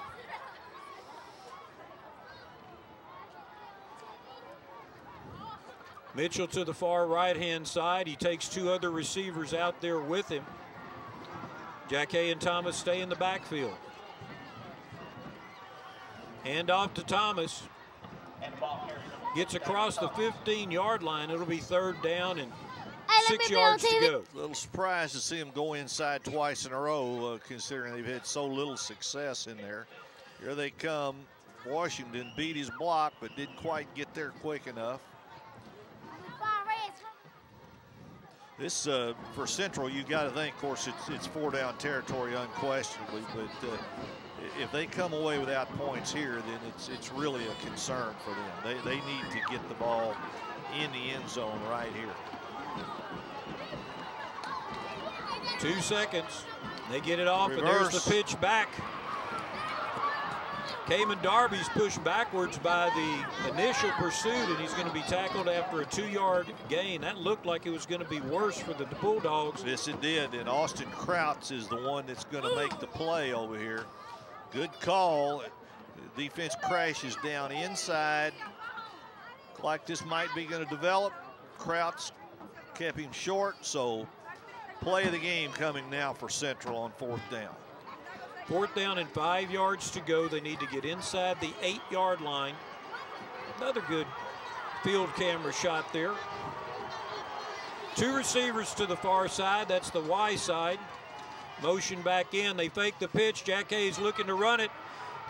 He's got short of the first down. Get there, and who is but Colton Kimmler coming up to blow up another play. What, this guy is having an unbelievable night.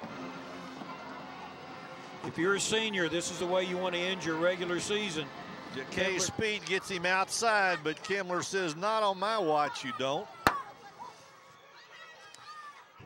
Tackled at the 11-yard line, 3 yards short.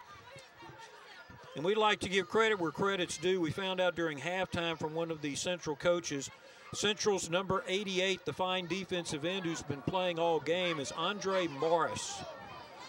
And good news for Nederland, Charlie. Kendrick Hopkins back in the ballgame. In the I formation, Hopkins gets it up the middle. Gets almost 7 yards on first down. And you'd have to think Nederland would like to take some time off the clock running the football right now. See that line come over? That's a tackle trap. Fullback leading through. Tackled by James Locke from his defensive back position. Gain of 6 is going to be 2nd down and 4 yards to go. Nederland in a strong wing formation. Sends Dial in motion. Handed off to Marcus Barton, and the fullback gets to the 20-yard line and is pushed back. Gonna be a little short of the first down.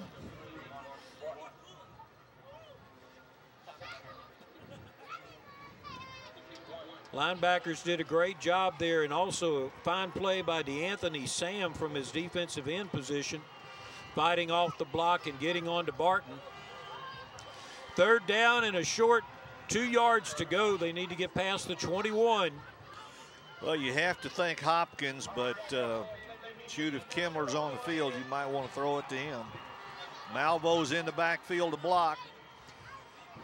Power ball. They're holding him at the 20. I don't think he got it. I don't believe it's going to depend on the spot. I don't believe he got there. Our field camera is right on it. No, I don't believe he got there. That's a right foot spot. They've got him at the 20.5. They're signaling measure, but I just don't think. No. Nope.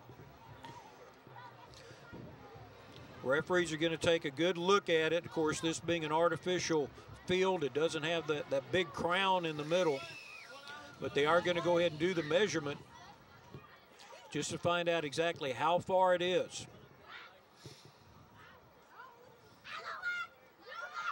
Nederland running 3 straight plays, bleeding down some of the clock.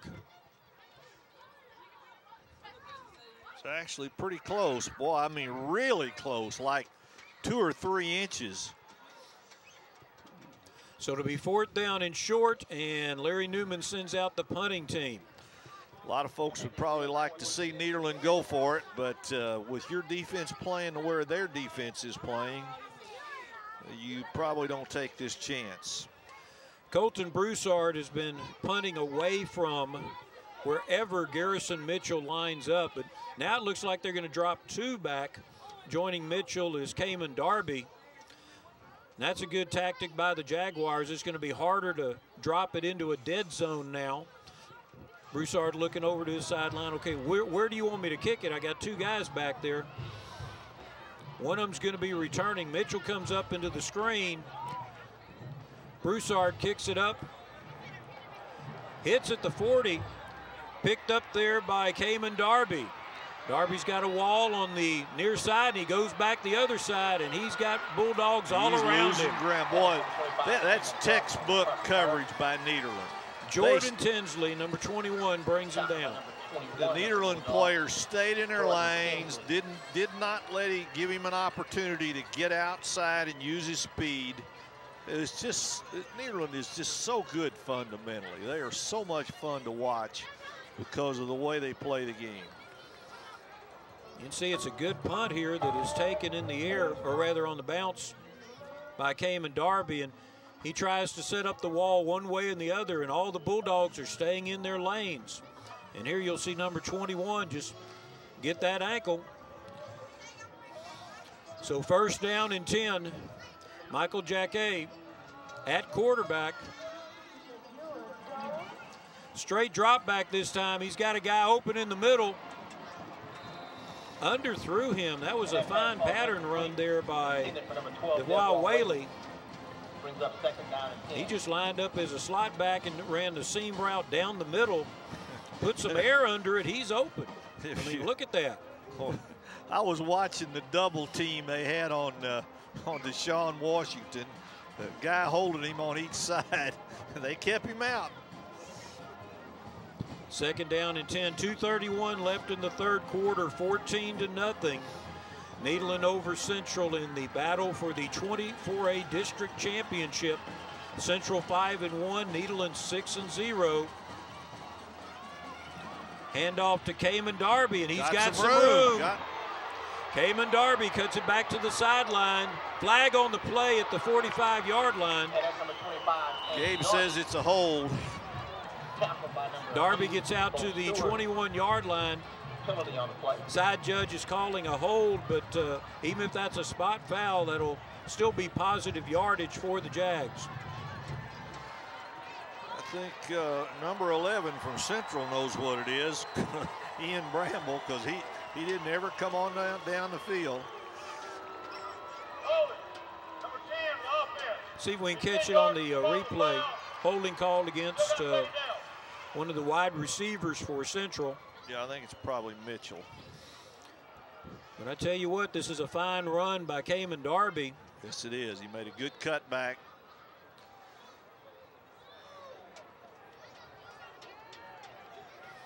That was a good block there by Mitchell, but the hold must have occurred before that. Bo Stewart pursued him all the way down the field, got him down from behind.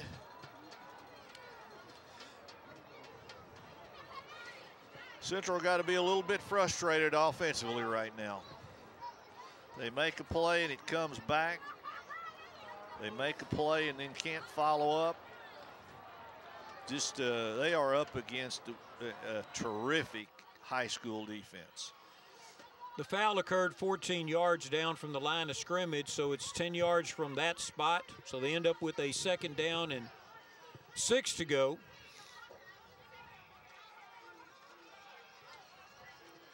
Jacquet keeps halfbacks on either side of him, sends 2 receivers out to the far right side. Straight drop back. He tries to run the shake route, and Jacquet is being pursued. That's a horse collar. That's a horse collar. That's yeah, that's going to cost Nederland. Connor Hughes making a good play, but he just got him in the wrong place. And again, that's for the safety of the players. Yep. You've seen careers end in the NFL and in college because of that type of tackle. I'm sure the defender did not intend that, does not want to injure, but he's trying to grab a hold of something. And 3 years ago, it would have been perfectly legal. That's right. That is a personal foul, so that'll be a first down. And what is that, about the 5th first down tonight for Central? Number 5, 5 first downs. They have been hard to come by against this Nederland defense. Jags are at their own 49-yard line, 1:52 left in the third quarter. They stay in the shotgun. 2 receivers, one of them being a slot guy.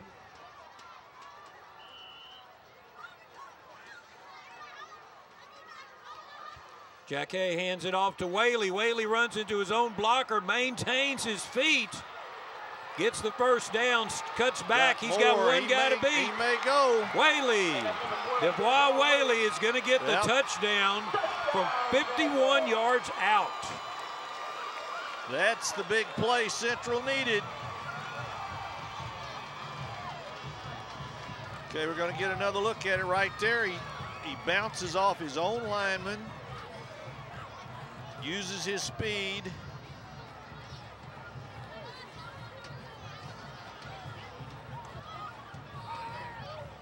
I tell you what, that was a tremendous play by Whaley. That is a huge play for Central, gets them back in the game. DeVois Whaley, a sophomore, listed as a quarterback, but I tell you what, he can do it all right now. Now the point after attempt.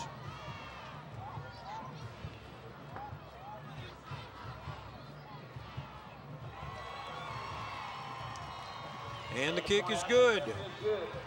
14-7, Bulldogs over the Jags. We'll be back in a moment for the kickoff. Bulldogs will get the ball on their end of the field.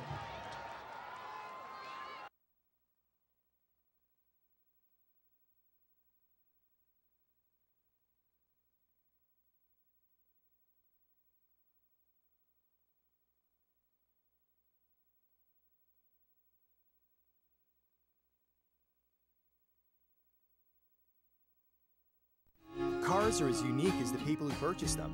And when picking one, every detail counts, right down to the stitching on the seats. So why should picking a car loan be any different? Whether it's a low rate or a low payment you're looking for, at Do Good we customize loans to fit your needs. And we'll make sure your lending experience is everything you want it to be. Easy, convenient, and hassle-free. At Do Good, you'll love your car loan as much as you love your car. And that's just one more way they do good. Great hunt today, Dad. Thanks, son.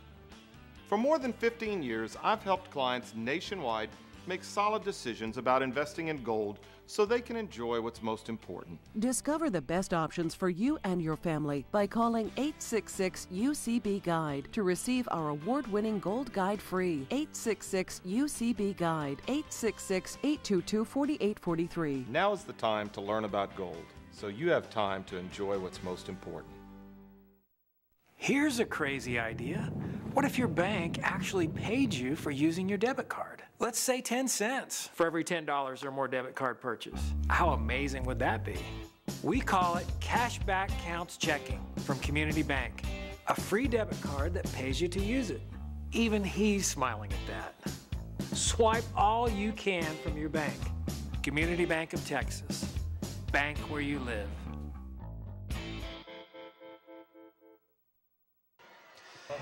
Well, Ian Bramble kicks off to Austin Krauts at the 30-yard line. Krauts brings it out to the 34-yard line. Free debit card. Here's another look at it. Nice, well, I was going to say nice return by Krauts. We'll get it in a minute. First down for Nederland at the 33. A little more urgency now. I mean, a little more need for the Nederland offense to make some first downs. It's a one-score game. Free debit card. Now we can see the kick. He did kick it. He did kick it, and there was a return. Okay. First down. 10 yards to go for Nederland. They need to get some offense going themselves. Hopkins hit in the backfield, goes forward for about 1.5 yards.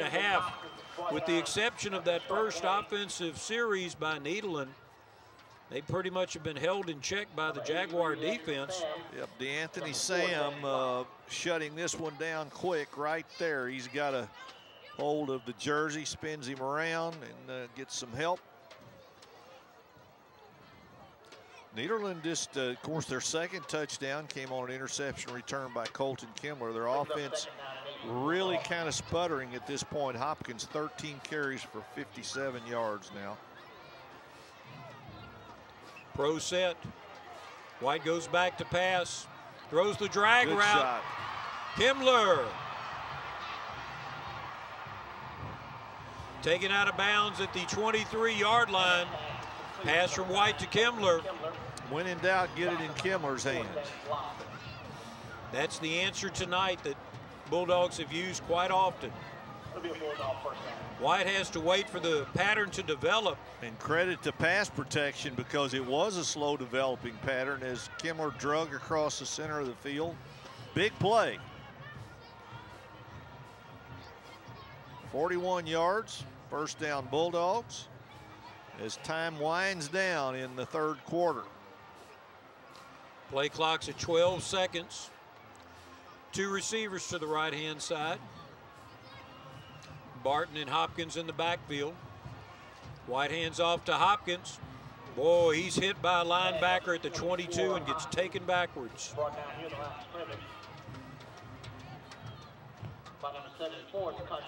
Gain of 2 yards, but watch this hard hit here. I think this is Mitchell. He was being blocked and still made the play. Hopkins wondered, where did the daylight go? Nederland's going to let the quarter run out.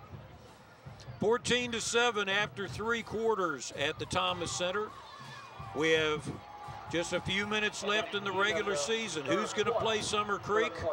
Bulldogs hope it's not them. We'll be back in a moment. One of my favorite things about Lamar University is the contact that you have with the professors there. They're always willing to help with anything that you need. Living in Cardinal Village, I've made great friends. We've been able to study together and have fun all at the same time. The diversity at Lamar University really surprised me. I made so many different friends from all over the world. When I graduate from Lamar University, I know I'll be prepared for my chemical engineering career. Our engineering program is one of the best in the state. Texas roots, infinite possibilities. Lamar University. At the Medical Center of Southeast Texas, our commitment to providing high-quality medical care includes offering the most modern technology available. A state-of-the-art emergency room, a dedicated heart center, surgical suites with the latest in digital technology, a 64-slice CT scanner, the first hospital with such a unit in Southeast Texas, and an obstetrics unit with neonatal intensive care for high-risk babies. It means maintaining a medical staff composed of skilled board-certified physicians in a number of medical specialties, backed by experienced nurses, medical technicians, and support staff. Together, we strive to make your experience as pleasant, convenient, and comfortable as possible, with all private rooms, thoughtfully appointed birthing suites, and innovations in the ER to minimize your wait time. Voted Best Hospital for 2012 by the Port Arthur News Readers, and 5-star rated by Health Grades in key procedures. At the Medical Center of Southeast Texas, we're dedicated to helping you get well, get healthy, and get your life back to normal as quickly as possible.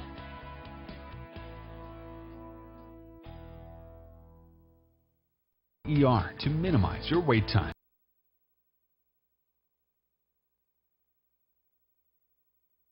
Bounds, though, a fine pass from Preston White. Would say it was a back shoulder pass, one of those you read about in the NFL, but Sage was just stepped out of bounds. So we've got a third down and 8 to go. White goes into the shotgun with Hopkins to his left, 2 receivers to either side. Oh, and he's going to be sacked back at the 30. Big number 43 came through and took him down, unblocked. That's Chris Brooks coming in from his outside linebacker position. You'll see he's untouched. He was totally untouched. Offensive tackle missed the read. That's a 5-yard, make it a 7-yard loss on the play, takes it back to the 30-yard line. Worst thing is it took them out of field goal range, I think. They were very comfortably in field goal range. I mean, they still looks like they're going to line up and try one. Be from 47 yards. Tanner Noel has the leg for this. It all depends on if he's able to get it through. Get enough ump on it. We've seen him make shots this long in practice. So Tanner Noel, the senior kicker. There's the kick. It's Got long enough. enough. Off to the side, but it was long enough, so Tanner Noel takes a shot, and Central's going to take over on downs at the 30-yard line. Well, he had plenty of leg. That was good for another 5 yards anyway. It would have been good over 50. Jaguars have some offensive momentum here, scoring on a 51-yard touchdown run by Devois Whaley on the immediate preceding possession. 14-7. This is a heavyweight championship for the 24A district championship. Nederland has got the streak, but Central's on a roll. Well, Nederland's defense seems so much in control until the horse collar penalty. Such a big change because it had been 3rd and long. And then the big play by Whaley, and Central right back in it. A one play, one score game.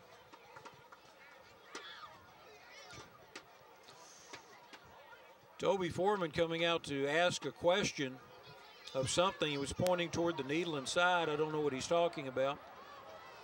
Asking a question, perhaps. Where to eat after the game.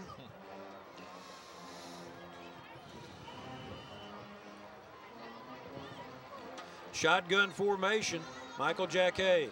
Halfbacks on either side.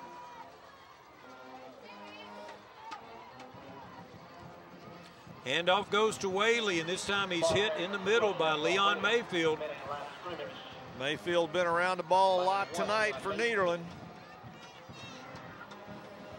Watch number 1 step into the hole here. Holds on, and the other linebackers come along for the ride. No gain, 2nd down. 403-905. Again, winning ticket number for split the 5. Ticket number 403. Jacquet comes to the sideline to get the call. Garrison Mitchell stays on his sideline. I formation this time. Fake the pitch. Dump it off to the tight end, just a little bit too hot. DeAnthony Sam had it. Yep. You see that a lot in the pros. Quarterback rolls out, and he can either keep it or just toss it over to the tight end, but a little bit too much juice on this ball. Certainly had the guy open, wouldn't have been a 1st down unless the tackle had been missed. Kimler was coming fast. 3rd down and 10 now. Central coaching staff on the field. Edward Taylor, the offensive coordinator. Head coach and athletic coordinator Toby Foreman in his 1st year as a head coach. Trying to get a piece of the District 24A district championship. Right halfback spread way out. It's a screen pass, and it is set up. Well, sort of. Somebody forgot to tell Caleb Malvo it was set up. Malvo sniffed it out. Pretty good play for a big man. Now watch Malvo. He's going to slide. Now that's a great recognition by Malvo. You got a 286-pound guy coming down, and he wasn't alone. Number 22 up there, Austin Krautz, there to make the tackle. Krautz has played well as a sophomore. He's been returning the kickoffs. Made some good defensive plays as well in the secondary. Punt. This is a better looking kick. Turns over. Krautz takes it at the 30-yard line. Takes the fair catch. Nederland will put it into play there. 9:16 left in the regular season for these two teams. Both of them going into the playoffs. Nederland again trying to win its 24th consecutive District 24A game. Just a remarkable streak. When you consider the quality, how well Vider has played in those years, how well, Port Neches Groves played this year, a lot of tight games. The 2 closest games, Ozan and Vider, in this 23-game winning streak, both 3-point games. Preston White brings them out in an I left formation this time. Hopkins gets the ball on the counter, and he is hit right at the line of scrimmage. They are so ready for Kendrick Hopkins.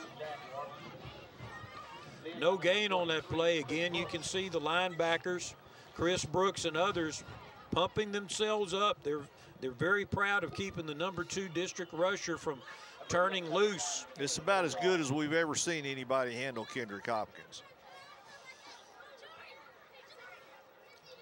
2nd down and 10. Nederland bleeding the clock down. I know Nederland coach Larry Newman would like to see his offense get a couple of first downs, give the defense a little bit of a breather. Play action to Hopkins. White rolls out, nobody open. Throws it deep to Sage Say, and he's going to be intercepted at the 38-yard line of Central. Garrison Mitchell returns the favor, intercepting Preston White on a deep ball. Say really wasn't open. There were receivers or defenders all over him. Yeah, he was covered front and back. Best thing could have happened there was an incompletion. Worst thing was an interception. That's what happened. Central gets the ball in good field position. And that Nederland defense has to wearily get themselves back on the field, protecting a 7-point lead. Jack Hayes got 3 receivers to the near side. He waits for him to get set. He drops back. It looks like a screen pass. Krause is back there. Oh, great play there by both players. They both had a shot at it.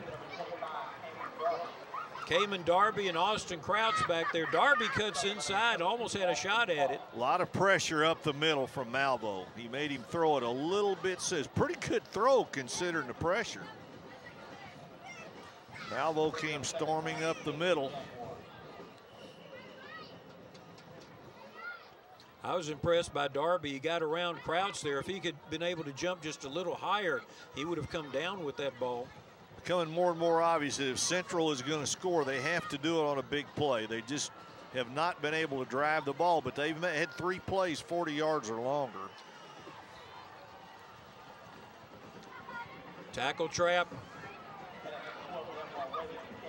2-yard gain there on Whaley, and you could tell that was a tackle trap because the offensive left tackle's basically in the backfield.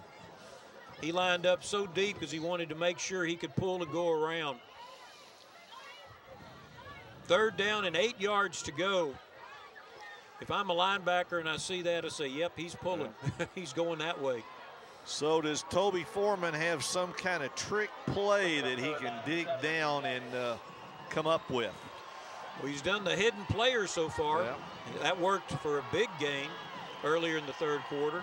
Timeout. And Central calls a timeout with 7:35 left. We'll take a break and see what the Jaguars can come up with. 3rd down and 8.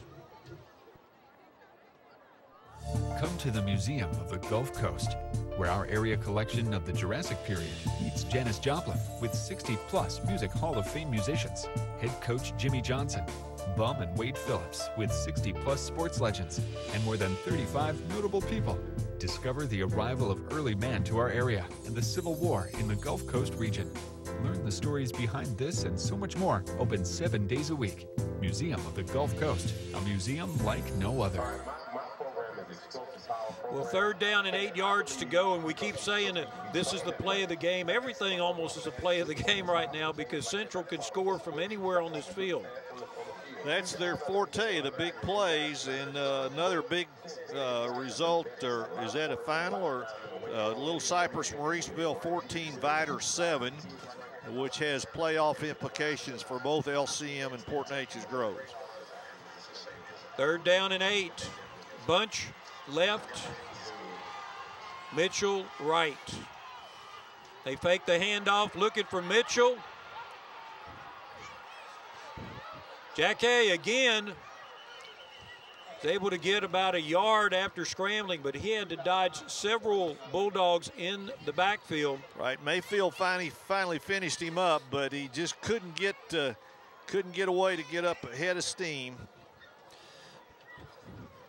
The Friday night experience can be viewed anytime on the KFDM Channel 6 website at kfdm.com. Just click on the sports tab and then the Friday night experience page. And this is presented by JK Chevrolet at the airport, Fultz Chiropractic, Jared's Paint and Body, Larry's French Market, Ritter Lumber, Sports Connection, and the Texas Coastal Community Credit Union, supporting high school football in Southeast Texas. Nederland called a timeout as Central came out in a punt formation and then scrambled to try and run something. Nederland took that timeout. We'll take a commercial break and be back with 4th down in just a moment. You know, diversification is important and means more than owning different stocks. Hi, I'm Mike Fulgens, president of Universal Coin and Bullion. I've been helping clients nationwide for 15 years diversify with gold. And I want to send you a free copy of our award-winning gold guide to help you choose the best gold options for you. Get the answers you need about gold. Call us today at 866-UCB-GUIDE. That's 866-822-4843. Well, Central's in a punting formation now. Nederland's in their defensive formation. Colton Kimler goes ahead and drops back from a safety spot. He's going to be ready to return it, but the rest of the Nederland Bulldogs are playing defense. A fine punt taken by Kimler at his own 24-yard line. It's been a great season for the Port Arthur News Friday Night Experience, and we would like to thank the sponsors that have been with us this whole time: the Lamar State College of Port Arthur, Motiva Enterprises, the Medical Center of Southeast Texas, Market Basket, 5 Point Credit Union, Lamar University, Robert Giblin, Mike Fulgens at Universal Coin and Bullion, Community Bank of Texas, the Museum of the Gulf Coast, and DuPont Goodrich Federal Credit Union. We thank you for making the 19th year of FNE possible. And certainly I'd like to add my thanks. It's hard to believe we've been doing this for 19 years. Been a lot of fun, a lot of great football, and we're seeing a really good one here tonight and 2 really good teams. Pro left formation. Reverse. They run the reverse to Krauts, and he has a lot of speed. But the Jaguars are all over it. He's hit at the line of scrimmage. The ball was knocked out, but I think the play was down. Well, Nederland trying to pull something out of their playbook. A reverse to Krauts, but he had to bounce inside because of Andre Morris, number 88, who penetrated in. But you can see the Jaguars are all over them. That ball was knocked out. Krauts ended back up with it. Nederland just struggling to make a first down this half. It just nothing doing for the Nederland offense. And the defense has had to carry the load. The defense has gotten the only score of the second half. Marcus Barton, the fullback. He has the first down at the 35-yard line. That little quick trap worked great again for Nederland. Second first down of this half, Gabe Pruitt tells me. Nice piece of running by Barton, spun off a tackle. And Nederland really needed that. That'll buy some time. The clock down, working down towards 6 minutes. 6:15 left in this football game, in this district championship game. Jaguars have 2 timeouts left, as do the Bulldogs. I formation now. Twin receivers. Hopkins pounds into the center. Met by the defensive line of the Jaguars. Maybe a yard gain. They have just really done a number on Kendrick Hopkins. He just cannot get any room. You can see the defensive line and linebackers coming in there to fill the hole. 16 carries, only 60 yards tonight for Kendrick Hopkins, who came in with 1,213 yards and a 6-yard rushing average. He's averaging less than 4 yards per carry tonight. High right formation now, White under center. Hands off again to Hopkins. There's he breaks room. Up the middle. There's room. That's a big first down for Nederland. Across the 50 to the 48-yard line of Central. Just pounding away, and you can see a little bit of a gap here. Linebacker got caught going the wrong direction. Well, this is what you want to do when you got the lead. You run the ball, force the other team to use their timeouts, and I believe Central's got 2 left, and they may have to start it. Certainly if Nederland makes another first down, they'll have to start using timeouts. High right formation again. Barton up the middle. This time the linebacker closes in. He only gets 2 yards on that play.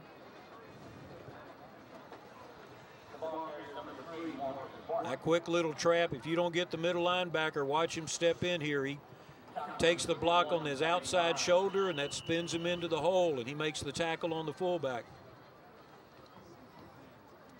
2nd down, 8 to go. Clock is running, and that is the Bulldogs' friend right now if they can keep that clock going down. Nursing a 1-touchdown lead.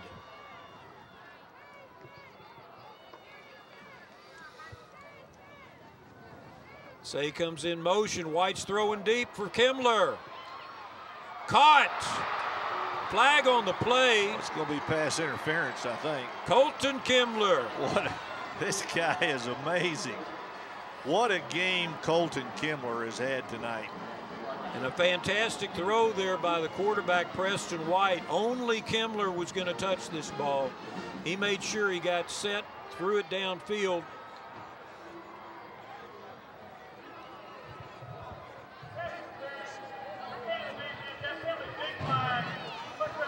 First down, the ball is touching the 10-yard line, so it is 1st and goal. But watch this pass. Well, this is the reverse that happened earlier, where Krauts had the ball knocked away from him. 5 for 128 for Colton Kimler offensively. Defensively, 3 interceptions, 1 for a touchdown. How do you have a better game than this? And a fumble recovery, or a steal. That's right. We'll use the basketball term. High formation. Hopkins in the middle. Powers forward to the 3-yard line. This is when Hopkins is at his best.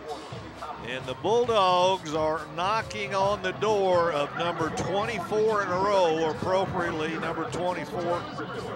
Going to get another look at this catch from Kimler, and give White credit, Preston White, the quarterback. This is a great throw. And of course, it's anywhere near Kimler. He just sucks it up like a vacuum cleaner. That was almost one-handed. That was it almost. Looked like he was being held with the other hand. So 2nd and goal for Nederland.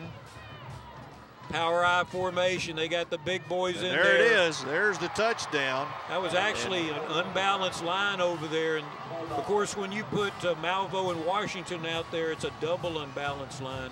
It's like a double stuff Oreo. Number 24 gets what is probably the clinching touchdown on consecutive district win, number 24. And, boy, you just can't say enough about this football team and the job Larry Newman has done at Nederland. Going to be 3 straight unbeaten district championship seasons for the Bulldogs unless Central comes up with a miracle. Tanner Noel's kick is good. 21-7 the score. We'll take a break and be back with the kickoff to the Jaguars. 3 minutes left in regular season. Stay with us. Here's a crazy idea. What if your bank actually paid you for using your debit card? Let's say 10 cents for every $10 or more debit card purchase. How amazing would that be? We call it Cashback Counts Checking from Community Bank, a free debit card that pays you to use it. Even he's smiling at that. Swipe all you can from your bank. Community Bank of Texas. Bank where you live. 21-7. We'd also like to acknowledge again the International Brotherhood of Electrical Workers, Local Union 479. They're very proud of their rich history and the work its members have done in Southeast Texas. They have been instrumental in facing storm duty and recovery efforts, and we salute IBEW Local 479, longtime sponsors of the efforts of Sheffield Productions, but especially in bringing football to Southeast Texas. 3 minutes left in regular season. Bulldogs 21-7 over the Jags. Short kickoffs have been the norm for Nederland, and it looks like, again, Tanner Noel is going to do a short one, dribbling it along. It's going to be picked up at the 30-yard line by number 25, Cayman Darby. Tried to get outside, then turned it back up. He ends up getting to the 35, which is not bad starting position for Central. Central has had the big playability. You can see Damon cutting it up here.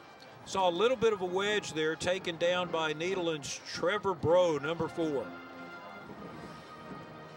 So Toby Foreman needs to score quickly, recover an onside, and then score again. 21-7 the count. The winner does not have to face Summer Creek. That's really what this game is about. Nederland, of course, wants to maintain the streak and get the undisputed district championship.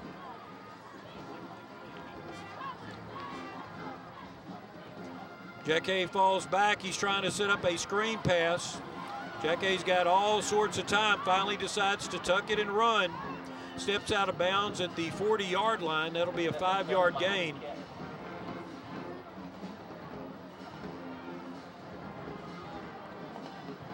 The winner will likely play as a Kingwood Park.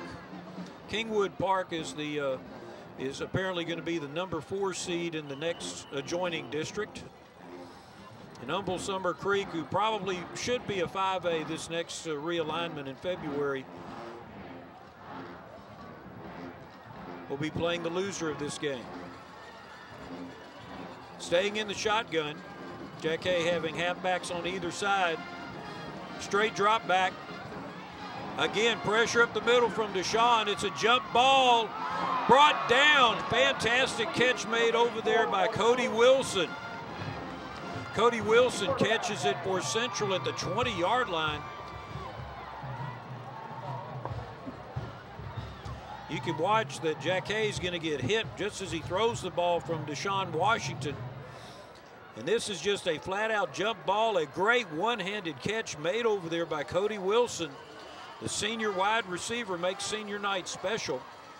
Jacquet now rolls to his right, getting away from the pressure. Throws on the run, and it is caught over there by Ian Bramble, who steps quickly out of bounds. 9-yard gain on first down. It'll be second down and short just outside the 10-yard line. Playing the clock game with 2:27 left in the game. It is a first down. They've got it marked inside the 10, so it is first and goal.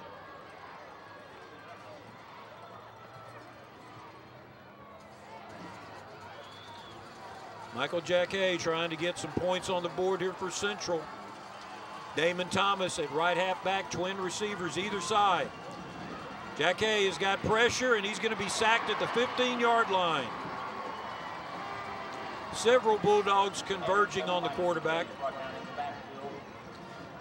Edward Taylor and Toby Foreman, head coach and offensive coordinator, tell him stay on the field, but Connor Hughes in on that stop there from his defensive end position. 3 receivers to the left side, as is Damon Thomas. Jacquet rolls in that direction, pulls up to throw. He's got Bulldogs all around him. He's going to be tackled again for another loss. This is a 2-yard loss. Third down and goal now.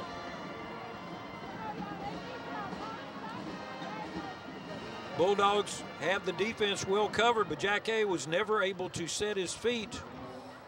Might have been able to throw it in, and a timeout is called. Timeout is called by Central with 1:34 left. We'll take a break and come back, and we appreciate you staying with us. It's going to be a great finish. Cars are as unique as the people who purchase them. And when picking one, every detail counts, right down to the stitching on the seats. So why should picking a car loan be any different? Whether it's a low rate or a low payment you're looking for, at Do Good we customize loans to fit your needs. And we'll make sure your lending experience is everything you want it to be. Easy, convenient, and hassle-free. At Do Good, you'll love your car loan as much as you love your car. And that's just one more way they do good. Third down and goal from the Nederland 18-yard line. Central Jaguars need a quick touchdown and then an onside kick. 2 receivers to each side, motion across.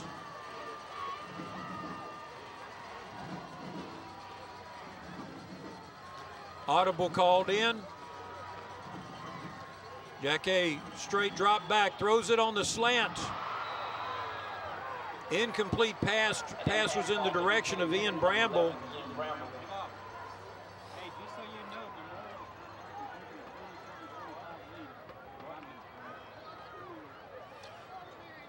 Referees are talking about the hit in the backfield. After the pass went by, the flag was thrown. Ian Bramble, the intended receiver, was hit after the play went by, and that's what the referees were talking about. A late flag was thrown. And I believe this may be the defenseless receiver call, because the ball would actually hit the ground on the pass. Referees get together and huddle on this. Of course, they want to make sure they make the proper call. Athlete safety and integrity of the game. That's what the referees ensure.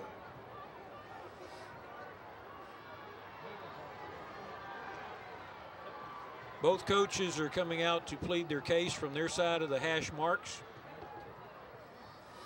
If we can get a replay of the end of the game, end of that particular play, perhaps we can catch it.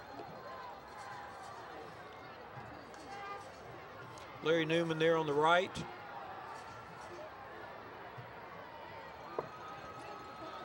Okay. Referees are still talking about it. Toby Foreman also out there waiting to see what the call is going to be made. This is a very critical call. There's Coach Foreman. First-year head coach at Beaumont Central Medical Magnet High School. Larry Newman in his 21st year of the athletic director at Nederland. And here's the call.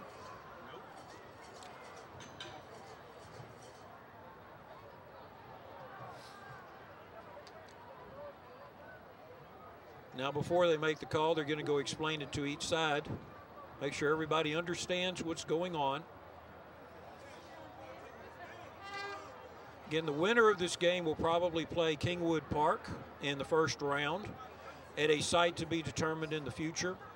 The loser of the game, being second place in district, will get to play Humble Summer Creek. And as Bob West said, that means you have a one-game playoff. Summer Creek being ranked number 4 in the state, although they're having a close game right now with Dayton, with the Dayton Broncos, the speed of which both of these teams know. Both Nederland and Beaumont Central are aware of that. Now the referees will come out and either they're going to go explain to Toby Foreman. And here's the call. Dead ball foul. Dead ball. Personal foul.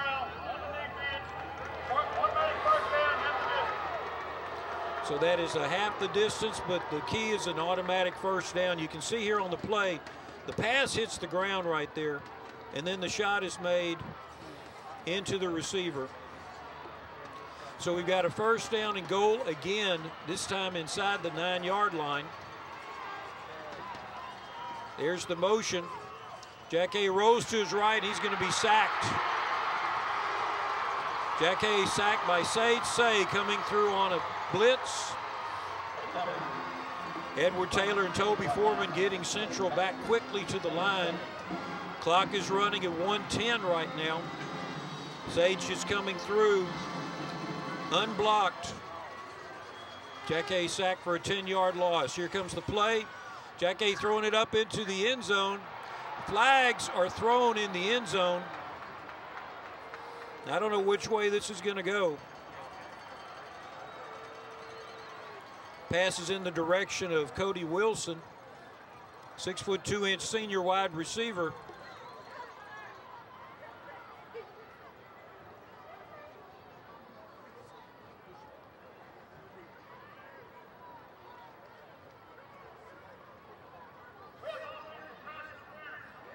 Offensive pass interference is called.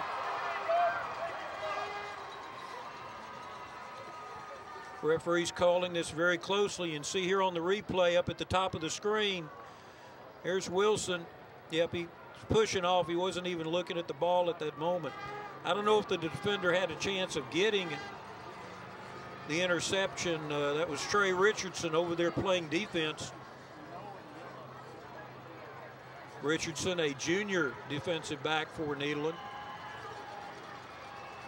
So with the penalty, we repeat second down, but we're inside a minute in the game.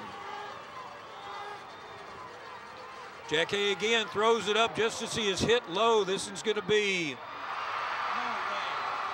intercepted by Colton Kimler.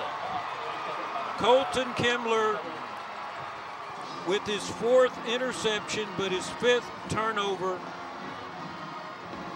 as he out jumps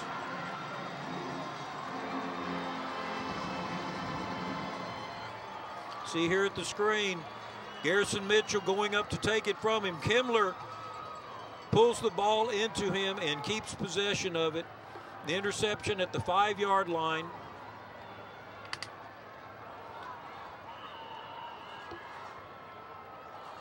Nederland will take over the ball with 51.6 seconds left.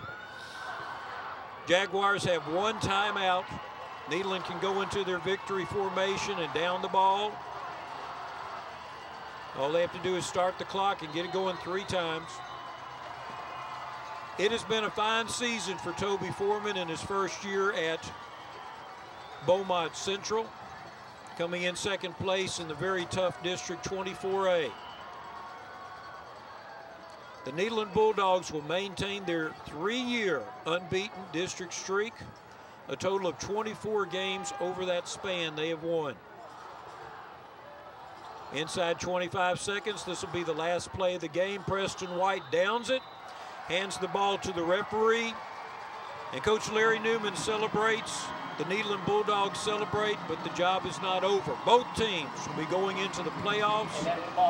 We wish them good luck. For Bob West, I'm Charlie Jellin. This is the Port Arthur News Friday Night Experience as we conclude our 19th season of working with Sheffield Productions. We appreciate your time being with us. We hope you enjoyed the game, and we'll see you next time.